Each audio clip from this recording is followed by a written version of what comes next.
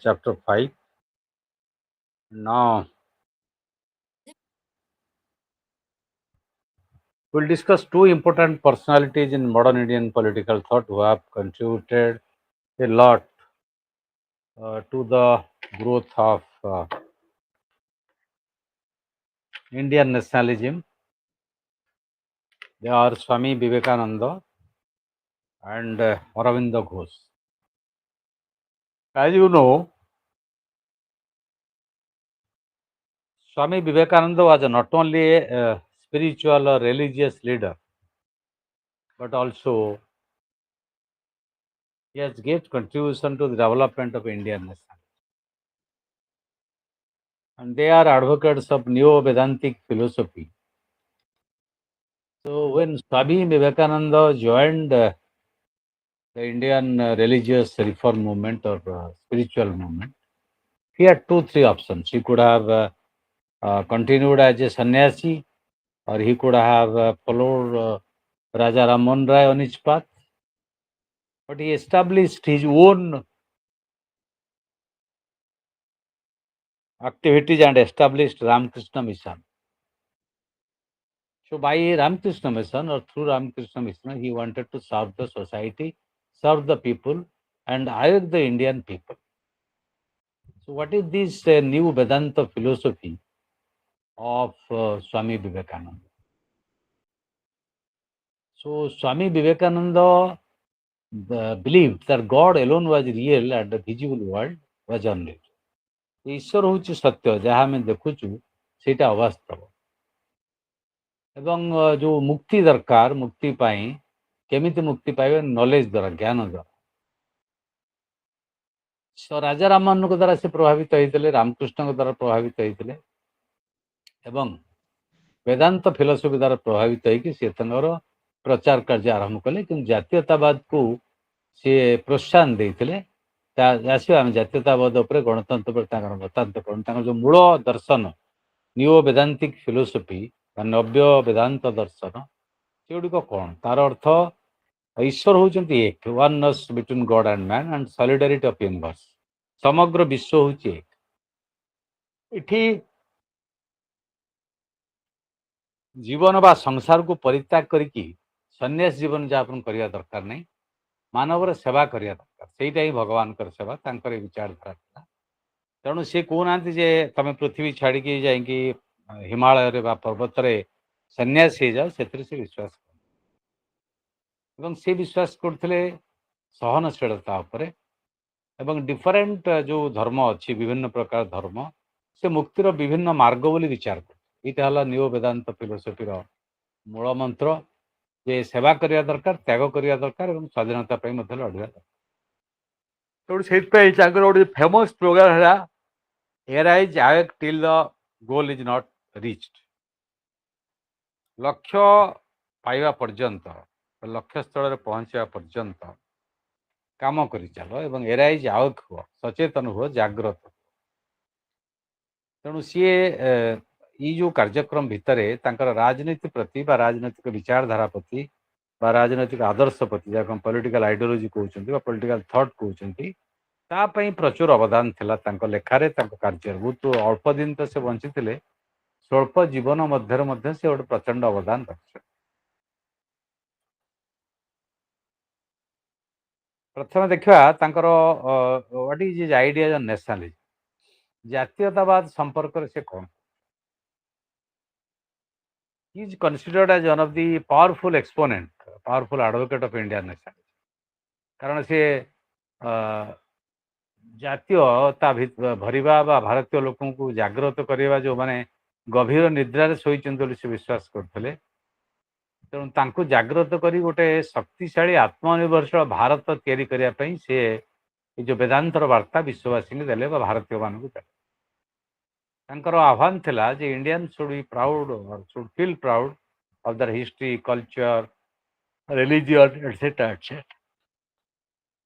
ସେ ବୋଧ ରିଲିଜିଅନ୍ରେ ବା ବିଶେଷ କରି ହିନ୍ଦୁ ଧର୍ମର ଯେଉଁ କୁସଂସ୍କାର ଥିଲା ବା ନେଗେଟିଭ୍ ଆସ୍ପେକ୍ଟ ଥିଲା, ତାକୁ ସମାଲୋଚନା କରୁଥିଲେ। ତା ସହିତ ଆମର ଯେଉଁ ଭଲ ଜିନିଷ ଥିଲା, ତାକୁ ସେ ବିଶ୍ୱବ୍ୟାପୀ ପ୍ରଚାର କଲେ। ସେଇଥିପାଇଁ ସେ ଆହ୍ୱାନ ଦେଲେ ଯେ ୱି ସୁଡ୍ ଆରାଇଜ୍, ଭାରତୀୟମାନେ ଜାଗ୍ରତ ହେବା ଦରକାର, ସଚେତନ ହେବା ଦରକାର ଯେପର୍ଯ୍ୟନ୍ତ ଆମ ଲକ୍ଷ୍ୟସ୍ଥଳରେ ପହଞ୍ଚେ। ସେ ବ୍ରିଟିଶ ସାମ୍ରାଜ୍ୟର ତୀବ୍ର ସମାଲୋଚନା ଥିଲେ ଏବଂ ବ୍ରିଟିଶ ମାନେ ଭାରତୀୟମାନଙ୍କୁ ଶୋଷଣ କରୁଛନ୍ତି, ବିଶେଷ କରି କୃଷକମାନଙ୍କୁ ଶୋଷଣ କରୁଛନ୍ତି ଏବଂ ତା ଫଳରେ ଯେଉଁ ଦୁର୍ଭିକ୍ଷ ହେଉଛି ଲୋକମାନେ ମୃତ୍ୟୁବରଣ କରୁଛନ୍ତି, ଲୋକମାନଙ୍କୁ ସେ ଆରେଷ୍ଟ କରୁଛନ୍ତି, ଜେଲ୍ ଦେଉଛନ୍ତି, ଲାଠିଚାର୍ଜ କରୁଛନ୍ତି, ୟାର ସେ ତୀବ୍ର ସମାଲୋଚନା ଥିଲେ, ସମାଲୋଚନା ମଧ୍ୟ କରୁଥିଲେ। ତାଙ୍କ ମତରେ ଯଦି ଆମେ ପୁନର୍ଜାଗରଣ ଚାହୁଁଛନ୍ତି ତାହେଲେ ଆମେ ଅଧିକାର ଦାବି କରିବା ଦରକାର ଏବଂ ଭୟଶୂନ୍ୟ ହେବା ଦରକାର। ଆମେ ଭୟ କରିବା ଉଚିତ, ଡରିବା ଉଚିତ ଯେ ବ୍ରିଟିଶ ସରକାର ଯେତେ ବଡ଼ ଶକ୍ତିଶାଳୀ ହୁଅନ୍ତୁ। ସେ ଭାରତୀୟମାନଙ୍କ ଭିତରେ ଯେଉଁ ହୀନମନ୍ୟତା ଥିଲା, ଯାହା ଗୋଟେ ଇନଫେରିଟି କମ୍ପ୍ଲେକ୍ସ ଥିଲା, ତାକୁ ଦୂର କରିବାକୁ ସିଏ ଆହ୍ୱାନ ଦେଇଛନ୍ତି ଯେ ଭାରତୀୟ ଧର୍ମରେ ବା ସଂସ୍କୃତିରେ ବା ଭାରତରେ କେତେ ଉନ୍ନତ କଥା ଗୁଡ଼ିଏ ଅଛି।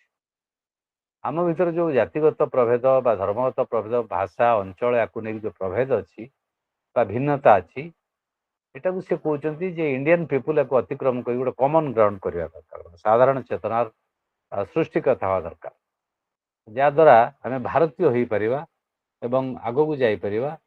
ତେଣୁ ୟୁରୋପ ଯେଉଁ ଆମକୁ କହୁଛି ଯେ ଏସିଆଟା ଗୋଟେ ପଛୁଆ ଅଞ୍ଚଳ ବା ଏମାନେ ବର୍ବର, ଅସଭ୍ୟ, ଏମାନେ ଶାସନ କରିପାରିବେନି, ତାକୁ ସେ ଅନ୍ୟମାନଙ୍କ ଭଳି ତୀବ୍ର ସମାଲୋଚନା କରିଥିଲେ। ସେ କହିଲେ ଯେଉଁମାନେ ଶିକ୍ଷିତ ଭାରତୀୟ ସେମାନେ ଯେଉଁମାନେ ଶିକ୍ଷା ଲାଭ କରିନାହାନ୍ତି ଲୋକମାନଙ୍କୁ ସଚେତନ କରିବା ଦରକାର ଏବଂ ଭାରତୀୟମାନେ ଯେଉଁଟା ଆମକୁ ବିଭାଜନ କରୁଛି, ଯେଉଁ ଆଦର୍ଶ ଗୁଡ଼ିକ, ତାକୁ ଅତିକ୍ରମ କରିବା ଉଚିତ ଏବଂ ଆମ ଭିତରେ ଏକତାର ଯେଉଁ ସ୍ପିରିଟ୍ ବାର୍ତ୍ତା ଏଇଟା କରିବା ଉଚିତ। ହିନ୍ଦୁମାନେ ମୁସଲମାନକୁ ଦାୟୀ କରିବା ଉଚିତ ନୁହେଁ ବା ମୁସଲମାନ ଶାସନ କଲେ ବୋଲି ସବୁ ମୁସଲିମ ଦାୟୀ ସେ କଥା କରିବା ଉଚିତ ନୁହେଁ। ତେଣୁ ଆମ ଭିତରେ ଗୋଟେ ଭାତୃଭାବ ପ୍ରତିଷ୍ଠା କରିବା ଉଚିତ। ସେ ସେଥିପାଇଁ ଉଦାହରଣ ଦେଇଥିଲେ ଯେ ଅଧିକାଂଶ ଲୋକ ମୁସଲିମ ଧର୍ମ ଗ୍ରହଣ କରିବାର କାରଣ ହିଂସା ବା କ୍ଷମତା ନୁହେଁ, କାରଣ ହେଉଛି ମୁସଲିମ ଧର୍ମର ଯେଉଁ ସାମାଜିକତା ଅଛି ବା ଐକ୍ୟ ଅଛି ବା ଇକ୍ୱାଲିଟି, ସମାନତାର ବାର୍ତ୍ତା ଅଛି। କାରଣ ହିନ୍ଦୁ ଧର୍ମରେ ଜାତି ପ୍ରଥା ଅଛି, ତ ଯେଉଁମାନେ ସୋ କଲ୍ଡ ନିଚ ଜାତି ସେମାନେ ଇସଲାମ ଧର୍ମ ଗ୍ରହଣ କରୁଥିଲେ, ତାକୁ ସେ ଗୋଟେ ଆଧ୍ୟାତ୍ମିକ ଦୃଷ୍ଟିରୁ ହିନ୍ଦୁ ଧର୍ମର ପୁନରୁଦ୍ଧାର କରିବା ସହିତ ତାର ଭଲ ଜିନିଷକୁ ଆପ୍ରିସିଏଟ କରିବା ସହିତ ଜାତି ପ୍ରଥା ଭଳି ଖରାପ ଜିନିଷକୁ ମଧ୍ୟ ସମାଲୋଚନା କରେ। ଏବଂ ଭାରତୀୟ ସଂସ୍କୃତିରେ ଯେଉଁ ବୀରତା ଅଛି, ସାହସିକତା ଅଛି, ତ୍ୟାଗ ଅଛି, ତାକୁ ମଧ୍ୟ ସେ ପ୍ରଶଂସା କରୁଛି। ତେଣୁ ସେ କହିଲେ ବାହାରକୁ ଯେଉଁ ଡାଇଭରସିଟି ବିଭିନ୍ନତା ଦେଖାଯାଉଛି, ଭିତରେ ଆମର ଐକ୍ୟ ରହିଛି, ଏକତା ରହିଛି। ଭାରତୀୟ ଜନସାଧାରଣ ଏକ ହେବା ଉଚିତ, ତାଙ୍କ ଭିତରେ ଐକ୍ୟ ପ୍ରତିଷ୍ଠା ହେଉଛି, ଯେଟା ଅଲରେଡି ଅଛି, ତାକୁ ସେ ଗୁରୁତ୍ୱାରୋପ କରୁଛି। ଏବଂ ସେ କହୁଥିଲେ ଯେ ଜାତି ପ୍ରଥା ବା ଜାତିଗତ ବିଭାଜନ, ଅସମାନତା ତାକୁ ଦୂର କରିବା ଦରକାର। ଆମ ଭିତରେ ସାମାଜିକ ସଂହତି ପ୍ରତିଷ୍ଠା ହେବ।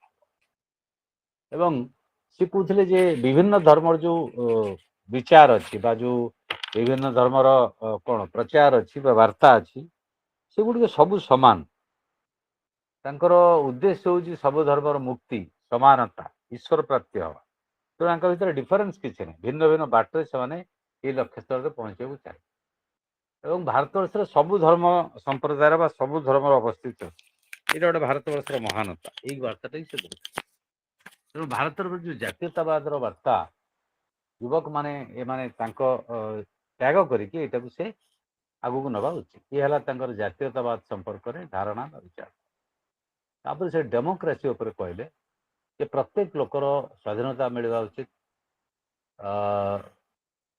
Freedom of thought expression, freedom ମୁକ୍ତି ପାଇବା ଉଚିତ, ଯେଉଁ କଥା କହିବାର ଅଧିକାର, ସମାଲୋଚନା କରିବାର ଅଧିକାର, ମତ ପ୍ରକାଶ କରିବାର ଅଧିକାର ଏବଂ ଆଲୋଚନା କରିବାର ଅଧିକାର, ଫୁଡ୍, ମ୍ୟାରେଜ୍, ଡ୍ରେସ୍, କ'ଣ ପିନ୍ଧିବେ, କ'ଣ ଖାଦ୍ୟ ଖାଇବେ, କେଉଁଠି ବାହା ହେବେ, ଏସବୁ ଫଣ୍ଡାମେଣ୍ଟାଲ ରାଇଟ୍ସ ହେବା ଉଚିତ। ମୌଳିକ ଏଇଟା ହେଲେ ଭାରତର ସମାଜ ଇଟ୍ କ୍ୟାନ୍ ବି ଡେମୋକ୍ରାଟାଇଜ୍, ଏଇଟା ଗଣତାନ୍ତ୍ରିକରଣ ହେଇପାରିବ। ତେଣୁ ସେ ମୁଖ୍ୟତଃ କାଷ୍ଟ ସିଷ୍ଟମ ବିରୁଦ୍ଧରେ ଲଢ଼େଇ କରେ। All men and women are equal, ସେଇଟା ତାଙ୍କ ବାର୍ତ୍ତା ଥିଲା। ଏବଂ abolition of class and caste inequality, ଜାତିଗତ ଏବଂ ଶ୍ରେଣୀଗତ ଯେଉଁ ଅସମାନତା ତାକୁ ବିରୋଧ କରିବା ଉଚିତ, ତାକୁ ଦୂର କରିବା ଉଚିତ। ଏଇଟା କେବଳ ଶିକ୍ଷା ଏବଂ ଶିକ୍ଷାର ପ୍ରସାର ଦ୍ୱାରା ଜ୍ଞାନ ଫଳରେ ହେଇପାରିବ। ଭାରତର ବିକାଶରେ ଗୋଟେ ଶକ୍ତିଶାଳୀ ରାଷ୍ଟ୍ର ଭାବରେ ଜାତି ପ୍ରଥା ଏକ ପ୍ରମୁଖ ଶତ୍ରୁ ବା ବାଧକ, ତେଣୁ ତାକୁ ଦୂର କରିବା ଦରକାର। ଲୋକଙ୍କ ପାଖରେ କ୍ଷମତା ପହଞ୍ଚିବା ଦରକାର। ତେଣୁ ସିଏ ଗୋଟେ ଗଣତନ୍ତ୍ରର ପ୍ରଚଣ୍ଡ ପ୍ରବକ୍ତା ଥିଲେ ଏବଂ ଗଣତନ୍ତ୍ର ପାଇଁ ଭାରତରେ ସିଏ ପ୍ରଚାର କରୁଥିଲେ, ତା ସହିତ ବିଶ୍ୱାସ କରୁଥିଲେ ଏବଂ ଲଢ଼ିବା ପାଇଁ ଆହ୍ୱାନ ଦେଉଥିଲେ। ଏବଂ ସେ କହୁଥିଲେ ଏଇ ଯେଉଁ ଗଣତାନ୍ତ୍ରିକରଣ ପ୍ରକ୍ରିୟା ଭାରତୀୟ ସମାଜରେ यार मुख्य प्रतिबंधक है किए ना कास्ट सिस्टम। से कहते रिलीजियस टोलरेंस धर्मीय सहनशीलता यहाँ हूँ भारतीय संस्कृति गोटे अंश एवं यहाँ गणतंत्र निहत दरकार। तेणु गणतंत्र अत्यावश्यक राजनैतिक व्यवस्था भारत में हवा उचित ताकू युवक मैंने आगू आसी प्रतिष्ठा करा उचित ताकू प्रतिष्ठा दिगरे जाति प्रथा भाई असमान व्यवस्था को दूर कर प्रत्येक नागरिक मौलिक अधिकार रहा उचित कथा कहबार अधिकार विचार कर अधिकार मत प्रकाश कर अधिकार इत्यादि। So this is all about the idea of democracy of Vivekananda.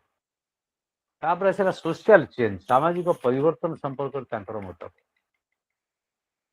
सी बहुत दुखित थे भारतवर्ष एक गरीब राष्ट्र ये सामंतवाद राजा राजोड़ा जमींदारी व्यवस्था ये गोटे समानतार विरोधी। सी कहते धनी दरिद्र मध्य पार्थक्य रहा उचित। जो मैंने गरीब जनसाधारण शोषित जनसाधारण से माने क्षमता आसवा दरकार जो मैंने दलित शूद्र जो मैंने अत्यधिक परिश्रम कर मेन स्ट्रीम का आसा दरकार अधिकार मिल दरकार। भारत वर्ष सोशल चेंज खाली पॉलिटिकल चेंज हम ना इकोनॉमिक चेंज हम ना सोशल चेंज दरकार। तेणु विवेकानंद जो सामाजिक परिवर्तन तत्व थ्योरी ऑफ सोशल चेंज यहाँ भारत इतिहास भारत संस्कृति या पर्यवेसित। तेणु पॉलिटिकल चेंज दरकार था अर्थ ब्रिटिश विरुद्ध से कहते ब्रिटिश स्वाधीनता दे दरकार छाड़ देवा दरकार। प्रत्येक नागरिक गोटे तीन टा गुण तार अच्छे सत्व ज्ञान रज बालर तामस इग्नोरांस ये जो गुण गुड़िक अच्छी या विभिन्न श्रेणी अच्छे। तो डिविजन अनुसार जोटा कास्ट सिस्टम था सेटा इंडिया प्राथमिक पर्यायर क्लास सिस्टम से कहते ब्राह्मण क्षत्रिय वैश्य शूद्र। तो स्वामी विवेकानंद कहते ये जो श्रेणी गुड़िक निज द्वारा शासित होती कंटिन्यूअसली कई क्या डोमिनेट करवा उचित ये थ्योरी ऑफ सोशल चेंज। सी कहते मनीष विकास जो प्रथम स्तर आदिम जुगे प्राचीन सभ्यतार यहाँ ब्राह्मीण प्रीस्ट मान हाथ में थिला सी शासन करते कि परवर्ती पर्यायर क्षत्रिय माने विताड़ कर निजे शासन बाहर को आसिले एवं ये जो राजतंत्र व्यवस्था सृष्टि कर किंतु वैश्य मैंने जो वाणिज्य अग्रगति करे से पावर टाक हटेदे इंग्लैंड भी से तेणु ये जो कास्ट सिस्टम यार अर्थ हूँ कौन प्रोफेशनल स्किल लेवल। भारत वर्ष स्वाधीनता जब आम पाइबा गोटे डेमोक्रेटिक स्टेट हम जार बेसीस हम एव्रीबडी इज इक्वाल शूद्र हो कि चंडाल हो कि दलित हो कि ब्राह्मण हो कि क्षत्रिय हो। तो प्रकृत नियम अनुसार गोटे शक्तिशाली जीवन यापन करने दरकार एवं ये जो असमान व्यवस्था जो मैंने तैयारी कर दूर कर दरकार। ये है अंडरस्टैंडिंग ऑफ सोशल चेंज जोटा गोटे इक्वालिटी उपर बेस कर बेस। तो अरविंद ये माने जो नियोवैदिक पीरियड कहले नियो वेदांतिक पीरियड ये वैप्लविक चेतना जोटा नहीं परवर्ती पर्यायर से नवजागरण कथा कहले ये विवेकानंद राजनैतिक तत्व। तापर आसवा अरविंद अरविंद ये जो हिंदू नवजागरण प्रथम प्रवक्ता थे स्वामी विवेकानंद जो छाड़ुले बंकिम चंद्र जो छाड़ुले से कम टाक करने को चाहिए।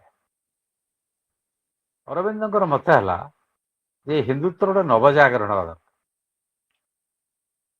अरविंद विवेकानंद को अधिक विप्लवी थे अधिक राडिकाल थे सी ब्रिटिश शासन जो खराब दिग गुड़िक समालोचना कले तीव्र समालोचना कले जे ब्रिटिश सेना बा सरकार बा जो सामरिक बाहिनी भारतवर्ष अमलातंत्र जो शासन भारत कर अत्यंत अत्याचार कर विरोध करने दरकार। तो साम्राज्यवाद विरोधी कलोनियालिज्म उपनिवेशवाद विरोधी।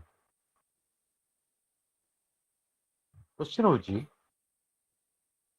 How this can be possible and what the contribution Aurobindo in this regard। Aurobindo विचार है ଯେ ଭାରତର ଆତ୍ମା ହେଉଛି କୋଉଠି ପ୍ରତିଷ୍ଠିତ ହେଇପାରିବ ନା ଭାରତୀୟ ସ୍ୱାଧୀନତା ପାଇ।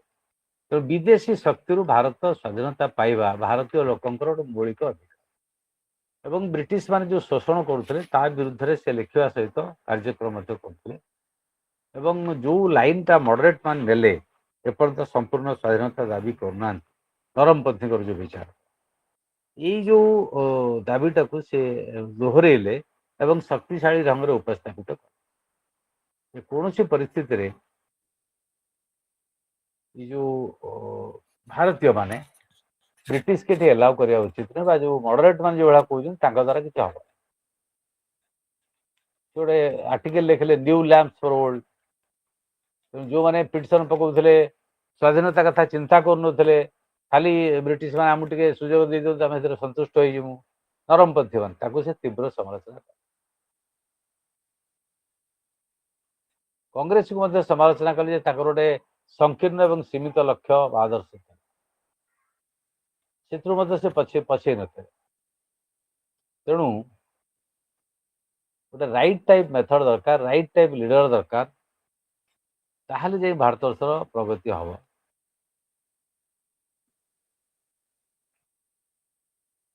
ରାଜା ରାମାନୁଙ୍କ ପିରିୟଡରେ ଯାହା ହେଇଥିଲା ତାକୁ ସେ ଅଧିକ ବୈପ୍ଳବିକ ଦୃଷ୍ଟିଭଙ୍ଗୀ ବୈପ୍ଳବିକ ପରିଚୟ ଦେଲେ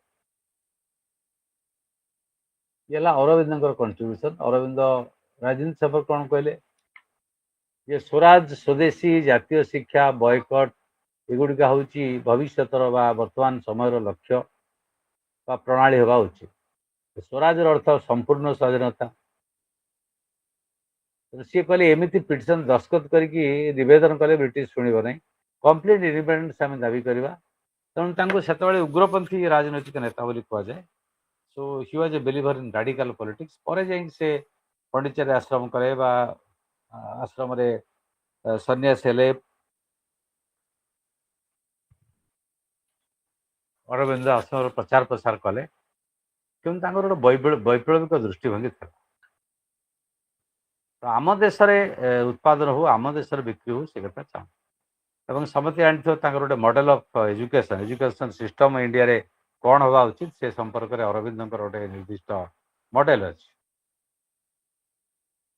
ମଡେଲ ଅଫ ଏଜୁକେସନ ତାକୁ ହେଲା ଜାତୀୟ ଶିକ୍ଷା ଏଥିରେ ଶିକ୍ଷା ଦିଆଯିବା ସହିତ ତାଙ୍କର ଯୋଉଟା ଆବଶ୍ୟକତା ଅଛି ଭାରତଙ୍କର ସେଇ ଅନୁସାରେ ଶିକ୍ଷା ବ୍ୟବସ୍ଥା ଉଚିତ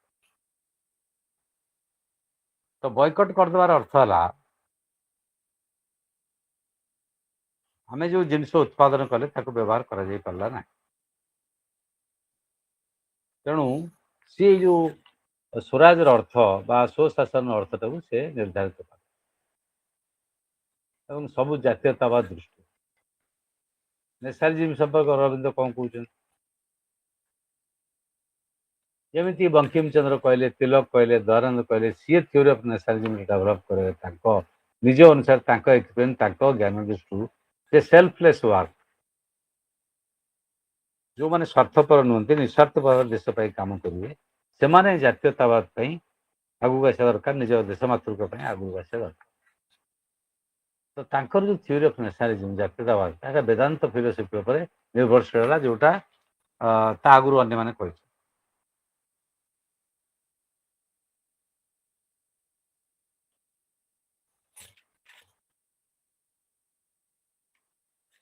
ଯେଉଁଟା ଆମେ ବର୍ତ୍ତମାନ ମଦର ଇଣ୍ଡିଆ କହୁଛନ୍ତି ବା ଭାରତ ମାତା କହୁଛନ୍ତି ଏବଂ ଅରବିନ୍ଦ ମଧ୍ୟ ବିବେକାନନ୍ଦ ଭଳିଆ ସମାଲୋଚନା କଲେ ଯେଉଁମାନେ ଜାତି ନାଁରେ ଲଢ଼ୁଛନ୍ତି ସମ୍ପ୍ରଦାୟ ନାଁରେ ଲଢ଼ୁଛନ୍ତି ଅଞ୍ଚଳ ଭାଷା ନାଁରେ ଲଢ଼ୁଛନ୍ତି ତାଙ୍କୁ ମଧ୍ୟ ସମାଲୋଚନା କଲେ ଏଇଥିପାଇଁ ଯେ what we need is India Indian consciousness and Indian citizenship ବର୍ତ୍ତମାନ ଆମେ କ'ଣ ଚାହୁଁଛୁ ଭାରତ ଚାହୁଁଛୁ ଭାରତୀୟ ଚେତନା ଚାହୁଁଛୁ ଏବଂ ଭାରତୀୟ ନାଗରିକତ୍ୱ ତେଣୁ ସେ ଯେଉଁ ଗାନ୍ଧିଆନ ମୁଭମେଣ୍ଟର ଯେଉଁ ପ୍ରଭାବ ଉତ୍ତାଙ୍ଗ ଜୁଆରରେ ଆସୁଛି କି ଜାତୀୟତାବାଦ ତେଣୁ ସେ ତାକୁ ଗୋଟେ କଣ୍ଟେକ୍ସଚୁଆଲାଇଜ୍ କରିକି ସେଇ କଥା କହିଲେ ଯେ ଆମେ ସମସ୍ତେ ଜାତି ଧର୍ମ ବର୍ଣ୍ଣ ଲିଙ୍ଗ ନିର୍ବିଶେଷରେ ୟୁନାଇଟେଡ୍ ହେବା ଉଚିତ ଦେଶ ପାଇଁ ଅରବିନ୍ଦ ଗ୍ରାମାଞ୍ଚଳ ଗ୍ରାମ ଜୀବନର ଗୁରୁତ୍ୱକୁ ସିଏ ତାଙ୍କ ଲେଖାରେ ତାଙ୍କ ବକ୍ତବ୍ୟରେ ଦେଇଛନ୍ତି ଭିଲେଜ ଲାଇଫ ଇଣ୍ଡିଆନ୍ ଲାଇଫରେ ଭିଲେଜ ମାନଙ୍କର ଗୁରୁତ୍ୱ କ'ଣ? ପାଶ୍ଚାତ୍ୟରେ ଯେମିତି ତାଙ୍କର ସହର ଗୁଡ଼ିକ ହେଲା ପଲିଟିକାଲ ଆକ୍ସନ ସେଣ୍ଟର, ଇଣ୍ଡିଆରେ ଉଲ୍ଟାଟା, ଇଣ୍ଡିଆରେ ଭିଲେଜରେ ଗାଁରେ ହେଉଛି ପଲିଟିକାଲ ଆକ୍ଟିଭିଟିଜର ସେଣ୍ଟର। ତେଣୁ ଗ୍ରାମର ପରିବେଶ, ଗ୍ରାମର ସମାନତା, ଆକୁ ଯଦି ଉଠେଇ ଦିଆଯିବ ଅସମାନତାକୁ, ଖରାପ ପରିବେଶକୁ, ତାହେଲେ ଇଏ ଗୋଟେ ବିରାଟ ପରିବର୍ତ୍ତନ ଆଣିପାରିବ।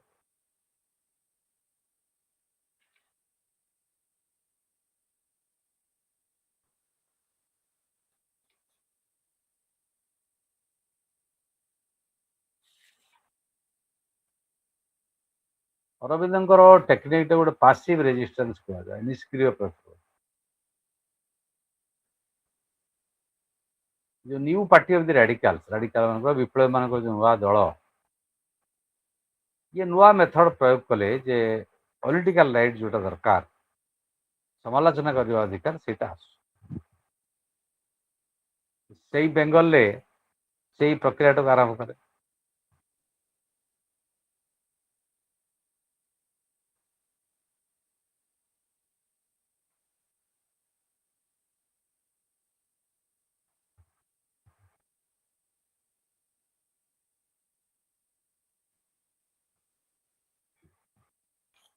ଏ ଥିଓରି ଅଫ ପାସିଭ ରେଜିଷ୍ଟାନ୍ସଟା କ'ଣ? ଥିଓରି ଅଫ ପାସିଭ ରେଜିଷ୍ଟାନ୍ସ ହେଲା ବିଭିନ୍ନ ପ୍ରକାର ମେଥଡ ଅଛି। ଗୋଟେ ହେଲା ପ୍ରାର୍ଥନା କରିବା, ନିବେଦନ କରିବା, ଆବେଦନ କରିବା, ଦରଖାସ୍ତ ଲେଖିକି ଦେବା। ଆଉ ଗୋଟେ ହେଲା ସଶସ୍ତ୍ର ବିଦ୍ରୋହ କରିବା। ଆଉ ଗୋଟେ ହେଲା ସେଲ୍ଫ ଡେଭଲପମେଣ୍ଟ, ନିଜର ବିକାଶ କରିବା, ତା ସହିତ ନିଷ୍କ୍ରିୟ ପ୍ରତିରୋଧ କରିବା। ଇଣ୍ଡିଆନ କନଷ୍ଟେଚୁଏନ୍ସି ଯଦି କୁହାଯାଇପାରିବ, ବର୍ତ୍ତମାନ ଆଉ ନିବେଦନ କରିକି ଆବେଦନ କରିକି ବ୍ରିଟିଶ ପାଖରୁ କିଛି ପାଇବାର ନାହିଁ। କାରଣ ମଡରେଟ ମାନେ ଯେଉଁମାନେ ନରମ ପତି ଥିଲେ, ସେମାନେ ଏ କରି କରି କିଛି ପାଇଲେ ନାହିଁ। ବ୍ରିଟିଶ ବାଲା ତାଙ୍କୁ ଅତ୍ୟାଚାର କଲେ, ଜେଲ ପୁରେଇଲେ, ଲାଠିଚାର୍ଜ କଲେ ଇତ୍ୟାଦି। That is a ବିଗର question.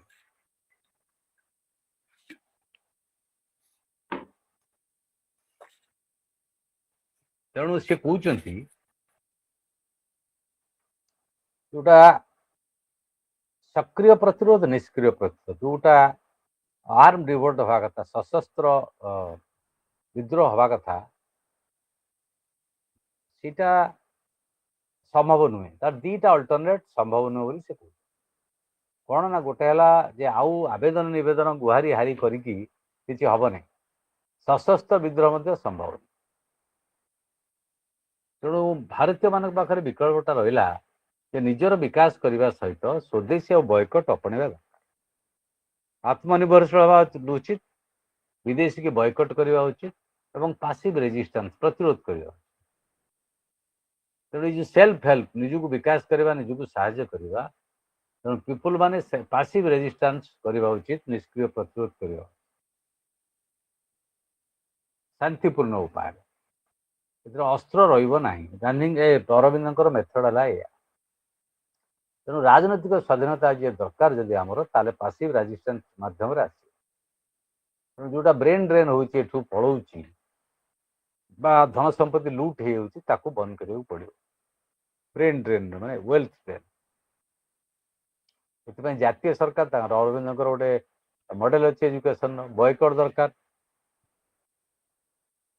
ଏବଂ ସେ ଜୁଡିସିଆରୀକି ମାନୁନଥିଲେ, ବ୍ରିଟିଶ ଜୁଡିସିଆରୀ। ସେଥିପାଇଁ ସେ କହିଲେ ଆର୍ବିଟ୍ରେସନ କୋର୍ଟ ଦରକାର। ତେଣୁ ଭାରତର ରାଜନୈତିକ ସ୍ୱାଧୀନତା ପାଇଁ ସେ କେମିତି ହବ? ଏଇ ଯୋଉ ପାସିଭ ରେଜିଷ୍ଟାନ୍ସର ମେଥଡ କ'ଣ? ଗାନ୍ଧୀଙ୍କର ପୂର୍ବରୁ ତାଙ୍କର ଗାନ୍ଧୀଙ୍କ ଉପରେ ମଧ୍ୟ ପ୍ରଭାବ ରହିଲା। ଅରବିନ୍ଦ ତାର ଗୋଟେ ପ୍ଲାନ୍ ବା ମ୍ୟାପିଂ ଏ କଥା କରି, ଆଜିଟେସନ ହେବା ଦରକାର, ଆନ୍ଦୋଳନ ହେବା ଦରକାର, ଏଇଟା ଭାଉଲେଣ୍ଟ ହେବା ଦରକାର ନାହିଁ। ଯଦି ଭାଉଲେଣ୍ଟ ହବ, ତାହେଲେ ବ୍ରିଟିଶ ଆମକୁ ଆକ୍ରମଣ କରିବାକୁ ଆହୁରି ସୁଯୋଗ ପାଇଯିବ, ଲଜିକ ପାଇଯିବ, ଏମାନେ ଭାରତୀୟମାନେ ପାରିବେନି। ତ ଆମର ମେଥଡ ହବ ଅରବିନ୍ଦଙ୍କ ଭାଷାରେ ଯେ ଆମର ଆଜିଟେସନଟାକୁ ଶକ୍ତିଶାଳୀ କରିବାକୁ ପଡ଼ିବ, ଆନ୍ଦୋଳନଟାକୁ, ବିକ୍ଷୋଭଟାକୁ ବା ବିଦ୍ରୋହଟାକୁ ବା ପ୍ରତିରୋଧଟାକୁ ଶକ୍ତିଶାଳୀ କରିବାକୁ ପଡ଼ିବ, ଶାନ୍ତିପୂର୍ଣ୍ଣ। ୟାର ପାସିଭ ରେଜିଷ୍ଟାନ୍ସ ହେଲେ କ'ଣ ହବ ନା, ଅଧିକରୁ ଅଧିକ ଲୋକ ଅଂଶଗ୍ରହଣ କରିବେ, ଭୟ ରହିବନି, औपनिवेशिक सरकार ब्रिटिश सरकार ମଧ୍ୟ ଆମକୁ ଅତ୍ୟାଚାର କରିବା ପାଇଁ ବିଭିନ୍ନ ଆଳରେ ଏକଥା କରିପାରିବ ନା। Sonu and Vidyan you have raised your voice कौन इज ना कौन रेज्ड हैंड हाथ उठेछ कौन हेले what is the problem Sonu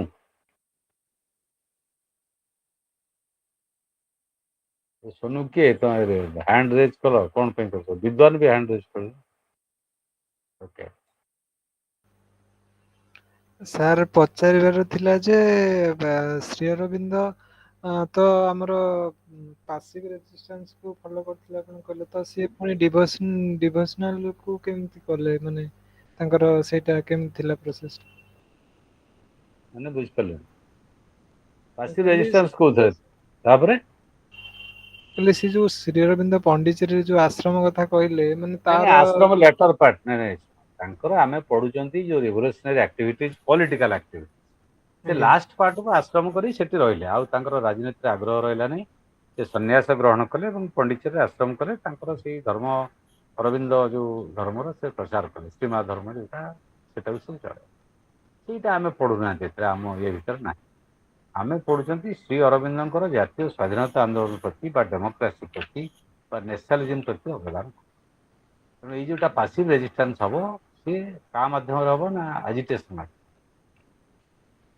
ଏବଂ ଏଇ ଯୋଉ ମେଥଡ ବ୍ୟବହାର କଲେ ଲୋକମାନେ ସେଥିରୁ ନିଜେ ଶିଖିବେ ଆଜ୍ଞା ସେ ଭାରତୀୟ ମାନେ ଗୋଟେ ହିରୋଇକ ଆକ୍ସନ ନେବେ ବା ତାଙ୍କ ନୈତିକତା ବଢିବ ସାହସୀ କାର୍ଯ୍ୟ ଭିତରକୁ ଅରବିନ୍ଦ କହୁଛନ୍ତି ପାସିଭ୍ ରେଜିଷ୍ଟାନ୍ସ ଦିଟା ସ୍ତରରେ କାମ କରେ ପ୍ରଥମ ସ୍ତର ହେଲା ନିଜ ଆତ୍ମବିକାଶ ପାଇଁ ଲୋକମାନେ ଚେଷ୍ଟା କରିବେ ଯେମିତିକି ସ୍ୱଦେଶୀ ଜାତୀୟ ଶିକ୍ଷା ସେକେଣ୍ଡ ଲେଭେଲରେ ଗଭର୍ଣ୍ଣମେଣ୍ଟ ଉପରେ ପ୍ରେସର କରିବା ପାଇଁ ପାସିଭ୍ ରେଜିଷ୍ଟାନ୍ସ ଗୋଟେ ଉପାୟ ଭାବରେ ଗ୍ରହଣ କରେ ପାସିଭ୍ ରେଜିଷ୍ଟାନ୍ସଟା କ'ଣ ନା ସରକାରକୁ ସହଯୋଗ ନ କରିବା ଅସହଯୋଗ କରିବା ଟିକସ ନ ଦେବା ବା ବିଦେଶୀ ସରକାର ଯେଉଁ ଜିନିଷ ଉତ୍ପାଦନ କରୁଛନ୍ତି ତାକୁ ବୟକଟ୍ କରିବା ସରକାରୀ ସ୍କୁଲ କଲେଜ କୋର୍ଟ ବିଶ୍ୱବିଦ୍ୟାଳୟ ୟାକୁ ବୟକଟ୍ କରିବା ନିଜେ ସ୍କୁଲ ପ୍ରତିଷ୍ଠା କରିବା ନିଜେ ଆର୍ବିଟ୍ରେସନ କୋର୍ଟ ସମାଧାନ କୋର୍ଟ ପ୍ରତିଷ୍ଠା କରିବା କଲେଜ ପ୍ରତିଷ୍ଠା କରିବା ଏଥିପାଇଁ ସେ ଆହ୍ୱାନ ଦେଇଥିଲେ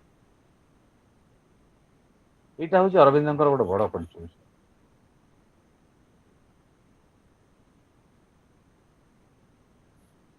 ଆଜିକାଲି ନିଦ ମାଡୁଛି କାରଣ ଯେ ଆମର ଗୋଟେ ସେମିନାର ଥିଲା ଆଜି ହିଷ୍ଟ୍ରି ପଲିଟିକାଲ ସାଇନ୍ସର ମିଶିକି ଏନ୍ଇପି ଉପରେ ୟୁନିଭର୍ସିଟିରେ ହୋଲ୍ ଡେ ଗଲାଣି ଆହୁରି ଚାଲିଛି ମୁଁ ଖାଲି ତମ କ୍ଲାସଟା ଆହୁରି ପଳେଇଲି 10ଟାରୁ 5ଟା ପର୍ଯ୍ୟନ୍ତ ସିଲାବସ୍ ଯାହା ଅଛି ପଲିଟିକାଲ ସାଇନ୍ସ ତାପରେ ଏନ୍ଇପିର ଇଫେକ୍ଟ କ'ଣ କେମିତି ପଢ଼ା ହେବ କ'ଣ କରାଯିବ ୟାର ଚାଲିଥିଲା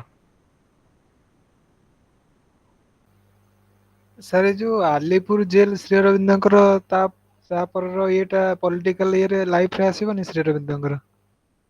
ଆସିବ ସେ ଫାଇନାଲି ଛାଡ଼ିକି ଗଲେ ସେତେବେଳକୁ ଆଉ ପଲିଟିକ୍ସ ନଥିଲା ରିନାଉନ୍ସିଏସନ୍ ତ୍ୟାଗ କଲେ ତେଣୁ ଆମେ ଏଠି କ'ଣ ମଡର୍ଣ୍ଣ ପଲିଟିକାଲ ଆଇଡିଓଲୋଜିରେ ଏଇ ଯୋଉ ଲୋକମାନଙ୍କର ପଲିଟିକାଲ ଆଇଡିଓଲୋଜିଟା ପଢୁଛନ୍ତି ମେନଲି ନ୍ୟାସନାଲିଜିମ୍ ଡେମୋକ୍ରାସି ଫ୍ରିଡମ୍ ହଁ ଇଣ୍ଡିପେଣ୍ଡେନ୍ସ ଏରି ଉପରେ ତାଙ୍କର ବିଚାରଧାରା କ'ଣ ପ୍ଲସ୍ ତାଙ୍କର ପଲିଟିକାଲ ଆକ୍ଟିଭିଟି ଆମେ ଆଉ ତାଙ୍କର ଅଦର ପାର୍ଟ ଯୋଉଟା ତାର ବିବେକାନନ୍ଦଙ୍କର ନ୍ୟାସନାଲିଜିମ୍ ଜାଣିଲେ ଡେମୋକ୍ରାସି ଜାଣିଲେ ବିବେକାନନ୍ଦ ବହୁତ କଥା କରିଛନ୍ତି ଅଳ୍ପ ଦିନ ବଞ୍ଚିଲେ ବି ସେ ଆମେରିକା ଯାଇଛନ୍ତି ସେଠି ଭାଷଣ ଦେଇଛନ୍ତି ହିନ୍ଦୁ ଧର୍ମ ଉପରେ କେମିତି ଭାରତ ଉପରେ ଅତ୍ୟାଚାର ହେଉଛି ବ୍ରିଟେନ କ'ଣ କରୁଛି ଏବଂ ସେ କହୁଛନ୍ତି ଯଦି ମଣିଷ ଭୋକ ରହିବ ଗୋଟେ ଧର୍ମ ତାକୁ ଭୋକିଲା ରଖୁଛି ଧର୍ମର କିଛି ମାନେ ନାହିଁ କି ଗୁଡ଼ାଏ ଭଲ କଥା ଅଛି ସେ ତ ଅଲଗା ଜିନିଷ ଟୋଟାଲ ଆମେ ଯଦି ଫିଲୋସଫି ପଢ଼ିବା କାହାର ବିବେକାନନ୍ଦଙ୍କର ଅରବିନ୍ଦଙ୍କର ସେ ପାର୍ଟଟା ଆସେ ଅରବିନ୍ଦ ଗୋଟେ ଚରମ ବିପ୍ଳବୀ ଥିଲେ ସେ ବିପ୍ଳବୀରୁ ଆସିକି ପୁଣି ପାସିଭ୍ ରେଜିଷ୍ଟାନ୍ସ କଥା କହିଲେ ତାପରେ ଟୋଟାଲ ପଲିଟିକାଲ ଆସ୍ପେକ୍ଟକୁ ଛାଡ଼ିଲେ କିନ୍ତୁ ତାର ଗୋଟେ ବଡ଼ ଅବଦାନ ଅଛି ଗାନ୍ଧୀଙ୍କ ପୂର୍ବବର୍ତ୍ତୀ ଫିଲ୍ଡଟା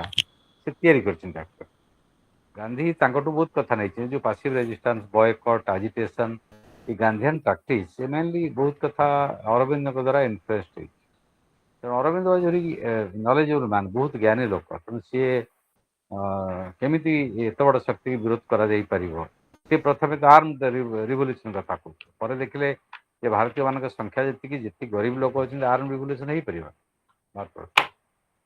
ହେଲା ତେଣୁ ଏ ଯେଉଁ ମେଥଡ଼ ଅଫ୍ ରେଜିଷ୍ଟାନ୍ସ ସେଇ ଉପରେ ସିଏ ଗଲେ ଏବଂ ତାକୁ ପାସିଭ୍ ରେଜିଷ୍ଟାନ୍ସ କେମିତି ହବ ତାକୁ ସେ ବର୍ଣ୍ଣନା କଲେ जोटा कहले गवर्नमेंट को सहयोग करे पासिव रेजिस्टेंस फॉर्म गुड़ा पड़े तापर थ्योरी ऑफ स्टेट 1910 रे अरविंद राजनीति छाड़े तुम जो कथा कौच से पंडिचेरी गले आध्यात्मिक कार्यक्रम चले तो 1910 पर्यंत से एक्टिव पॉलिटिक्स पुणी बहुत चेष्टा कराइला जे से पलि आसतु जातीय राजनीति कारण स्वाधीनता मिलना 1910 आरंभ होती गांधी आसी ना सी यदि एक्टिव पॉलिटिक्स रे थांते तो भारतवर्षर चित्र आज अलग होता सेकेंड फेज रे सी जड़े महान सन्यासी और दार्शनिक भाव में जन्म एवं अभ्युदय बा विकास है तेणु इंडियन विजडम जोटा इंडियन विजन सी 1947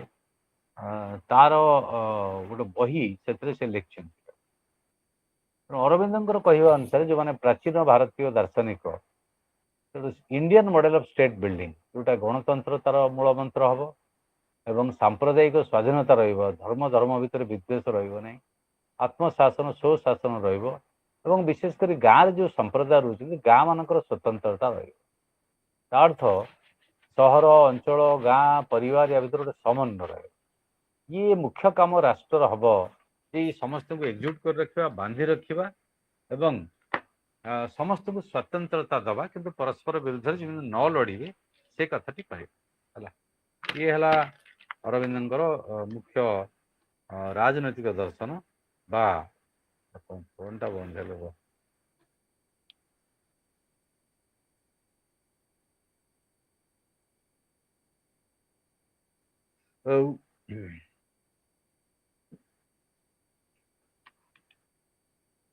अरविंद तो बहुत लंबा जीवन किंतु आम पॉलिटिकल जीवन सहित संपृक्त पढ़ी पार कारण गुड़ाए चैप्टर है काली लास्ट क्लास जहाँ भर पशा बाहर कौटा को छाड़ गोटे बालांस मेंटेन करवा सोशल एक्जिस्टेंस ऑर्गेनिक टोटालिटी कथा से कहे माने सामग्रिकता तेणु अरविंदर ये है जो गोटे क्रिएटिव थॉट दरकार सृजनशील विचारधारा दरकार जोटा गोटे रियल वर्ल्ड और स्पिरिचुअल वर्ल्ड भितर समन्वय रक्षा कर आध्यात्मिक दुनिया और वास्तव दुनिया दुटा भितर समन्वय रक्षा कर से पर्यटन ना आम स्वाधीनता पड़े तेणु इंडियन माने पाश्चात्य को विदेशी की अनुकरण करवा उचित निजर जो महान संस्कृति परिचय अच्छी आगू नवा उचित और जोटा नेगेटिव तो छाड़वा दरकार तेणु अरविंदर जो पॉलिटिकल स्टडी टाक आम एनालाइज करवा तेणु से Indian state Indian unity Indian culture Indian politics Indian freedom ये सब कथा बेस गुरुत्व देले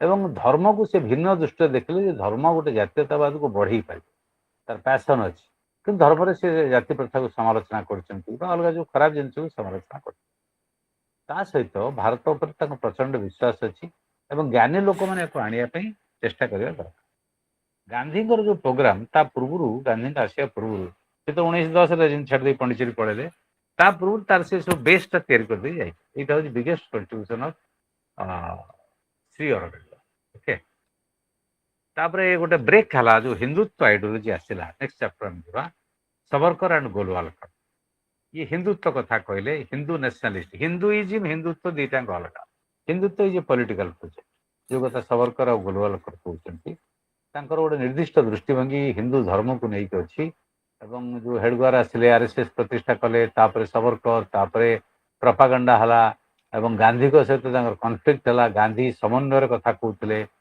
सर्वधर्म समन्वय सबू धर्म मिसिकी काम करेंगे मानववाद कथा कहते जातीयतावाद कथा कहते कि ये जो हिंदुत्व कथा कहले ये राइज करेला इस्लाम ऑल इंडिया मुस्लिम लीग तेणु ये जो हिंदुत्वर मेन आर्गुमेंट गुड़िक कौन ये अतीत हिंदू माने परास्त होती बाहर लोक शासन करमती सुल्तानेट मुगल्स से आक्रमण कर बेसिक पॉलिटिकल अंडरस्टैंडिंग ये जोटा गांधीआन अन्य माने लिबराल माने काउंटर करमती ब्रिटिश आसला शासन कला शोषण कर नहीं पड़ेगा अन्य माने जी आसले से नहीं कि पड़े से रही शासन कले ये कंट्रीब्यूशन रहा भारतवर्षर सभ्यता को राष्ट्र को डेभलप कर मुगल्स सुल्तानेट सेकेंड आर्गुमेंट है जे क्रिश्चियन माने आसिकी धर्मांतरीकरण कर तार काउंटर आर्गुमेंट है धर्मांतरीकरण करते बल प्रयोग करी तो समग्र भारतवर्षर लोक हो जाते क्रिश्चियन बा मुस्लिम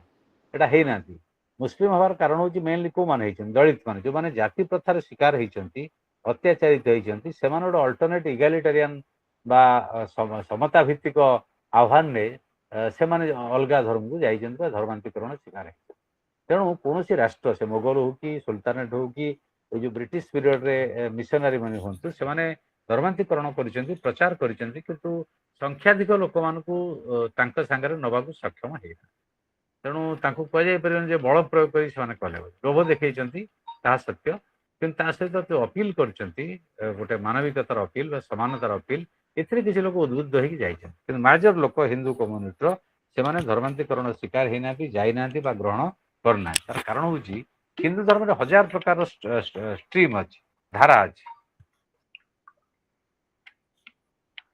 यहाँ अलग धर्म भाया नुहे जमी बुद्ध कौन कले संघ कले से हिंदू धर्म जो ब्राह्मणवाद व्यवस्था को विरोध कले जैन मैंने से करते चारबाग जो चारबाग कौन कला ऋणम कृता घृतम पीबे जा बजीवत सुखम अर्थ ये जो परजन्म माने जन्म परवर्ती अवस्था स्वर्ग नरक एगुड़ा सब बेकार कथा जी दिन बंच ऋण कर खाओ घी खाई आराम रुह क्या परवर्ती जीवन बोली किसी ना से मायार पड़ना चारबाग एक कथा कहला से तो हिंदू धर्म तेणु हिंदू धर्म विभिन्न धारा अच्छी जो सब लोग आडजस्ट हो सावरकर प्रथम 40 लीडर थे कि स्वाधीनता संग्राम ग्रहण करते विप्लवी थे माने रिवोल्यूशनरी एक्टिविटीज प्रथम जॉइन कले 1911 अंडमान से जो जेल को पठे दिया पुणी से 22 बैक कर रत्नगिरी टाउन रहिले सी व्यक्तिगत भाव बहुत असुविधार सम्मुखीन होती किंतु कहगला माफीनामा देकी ब्रिटिश पाखे से सरेंडर कले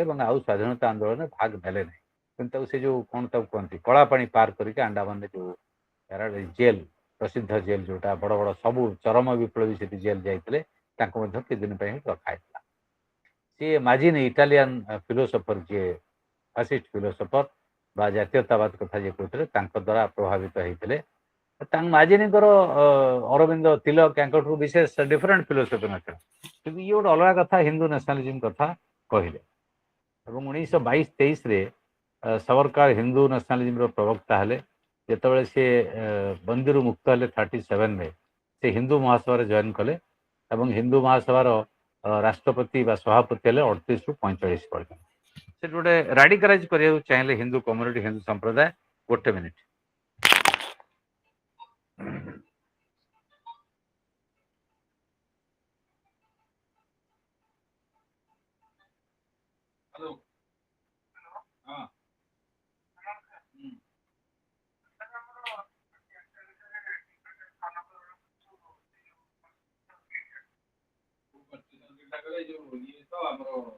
मुख्यमंत्री प्रधानमंत्री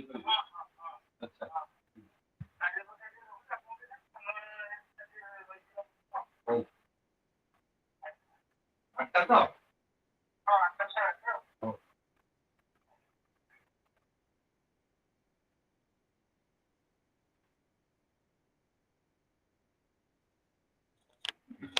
ये जो बिल आसी कौन को बिल है जो 130तम संविधान संशोधन बिल प्रधानमंत्री मुख्यमंत्री जेल रही 30 दिन जीवे तारी आज कनक टीवी आलोचना अच्छे 8 ରୁ 8:30 से फोन कर तो सावरकर सोशल चेंज संपर्क सावरकर गोटे यूटर्न लाइफ से रिवोल्यूशनरी भाव में जॉइन कले पुणी बैक कले पुणी हिंदू महासभा पुणी ये जो ये पॉलिटिक्स आसीगला हिंदू पॉलिटिक्स रिवोल्यूशनरी पॉलिटिक्स रू हिंदू पॉलिटिक्स सी गोपाल गणेश सावरकर द्वारा प्रभावित हेले सावरकर व्यक्तिगत धारा धार्मिक नथिले लाइफ रे से रिलीजियस प्रैक्टिस करते तेणु पाखे जो सोशल चेंज वार्ता था आधुनिक बोली कहुई तेणु सी लाइफ रे जो स्ट्रगल कले सर्वाइव कले सी परवर्ती पर्यायर भितर जो विचारधारा आसला सी अनेक कंट्रोवर्शियल होती अनेक समालोचनार शिकार होती ब्रिटिश विरुद्ध लड़ाई करते पुणी सरेंडर कले पाखे आउ अंडरटेकिंग देले ना आम लड़बुनु या समालोचित होती जो सामाजिक परिवर्तन भायोलेंस नॉन भायोलेंस ग्रेजुअल आस्ते आस्ते हो पार तेणु भायोलेंस नॉन भायोलेंस क्वेश्चन रे से गोटे क्लीयर स्टांड नहीं ना ତେଣୁ ସିଏ କହୁଛନ୍ତି ଯେ ମଣିଷ ଯେଉଁ ପ୍ରୋବ୍ଲେମ ଫେସ୍ କରୁଛି ତାକୁ ଅତିକ୍ରମ କରିବା ପାଇଁ ଶକ୍ତି ଏବଂ ଧୈର୍ଯ୍ୟ ୟାକୁ ଗ୍ରହଣ କରିବା ଦରକାର। ଆଉ ୱାର୍ଲଡରେ ଗୋଟେ ଆବସଲ୍ୟୁଟ ମୋରାଲିଟି ବୋଲି କିଛି ନାହିଁ, ନିରଙ୍କୁଶ ନୈତିକତା କିଛି ନାହିଁ। ତମ ପାଇଁ ଯୋଉଟା ନୈତିକ ଆଉ ଜଣଙ୍କ ପାଇଁ ନୈତିକ ନ ହେଇପାରେ, ତାର ଅର୍ଥ ହେଲା ସେୟା। ମୋରାଲିଟି ଆଉ ଇମର୍ଟାଲିଟି ଯୋଉ କ୍ୱେଶ୍ଚିନ୍, এইটা ସେଇ ସମୟର ଫ୍ୟାକ୍ଟର ଦ୍ୱାରା ପ୍ରଭାବିତ ହେବ। ଏଇଟା ଗୋଟେ ଚିରଦିନ ପାଇଁ କିଛି ମୋରାଲ, ଏଇଟା ଇମୋରାଲ ଏମିତି କୁହାଯାଇ ପାରିବ ନାହିଁ।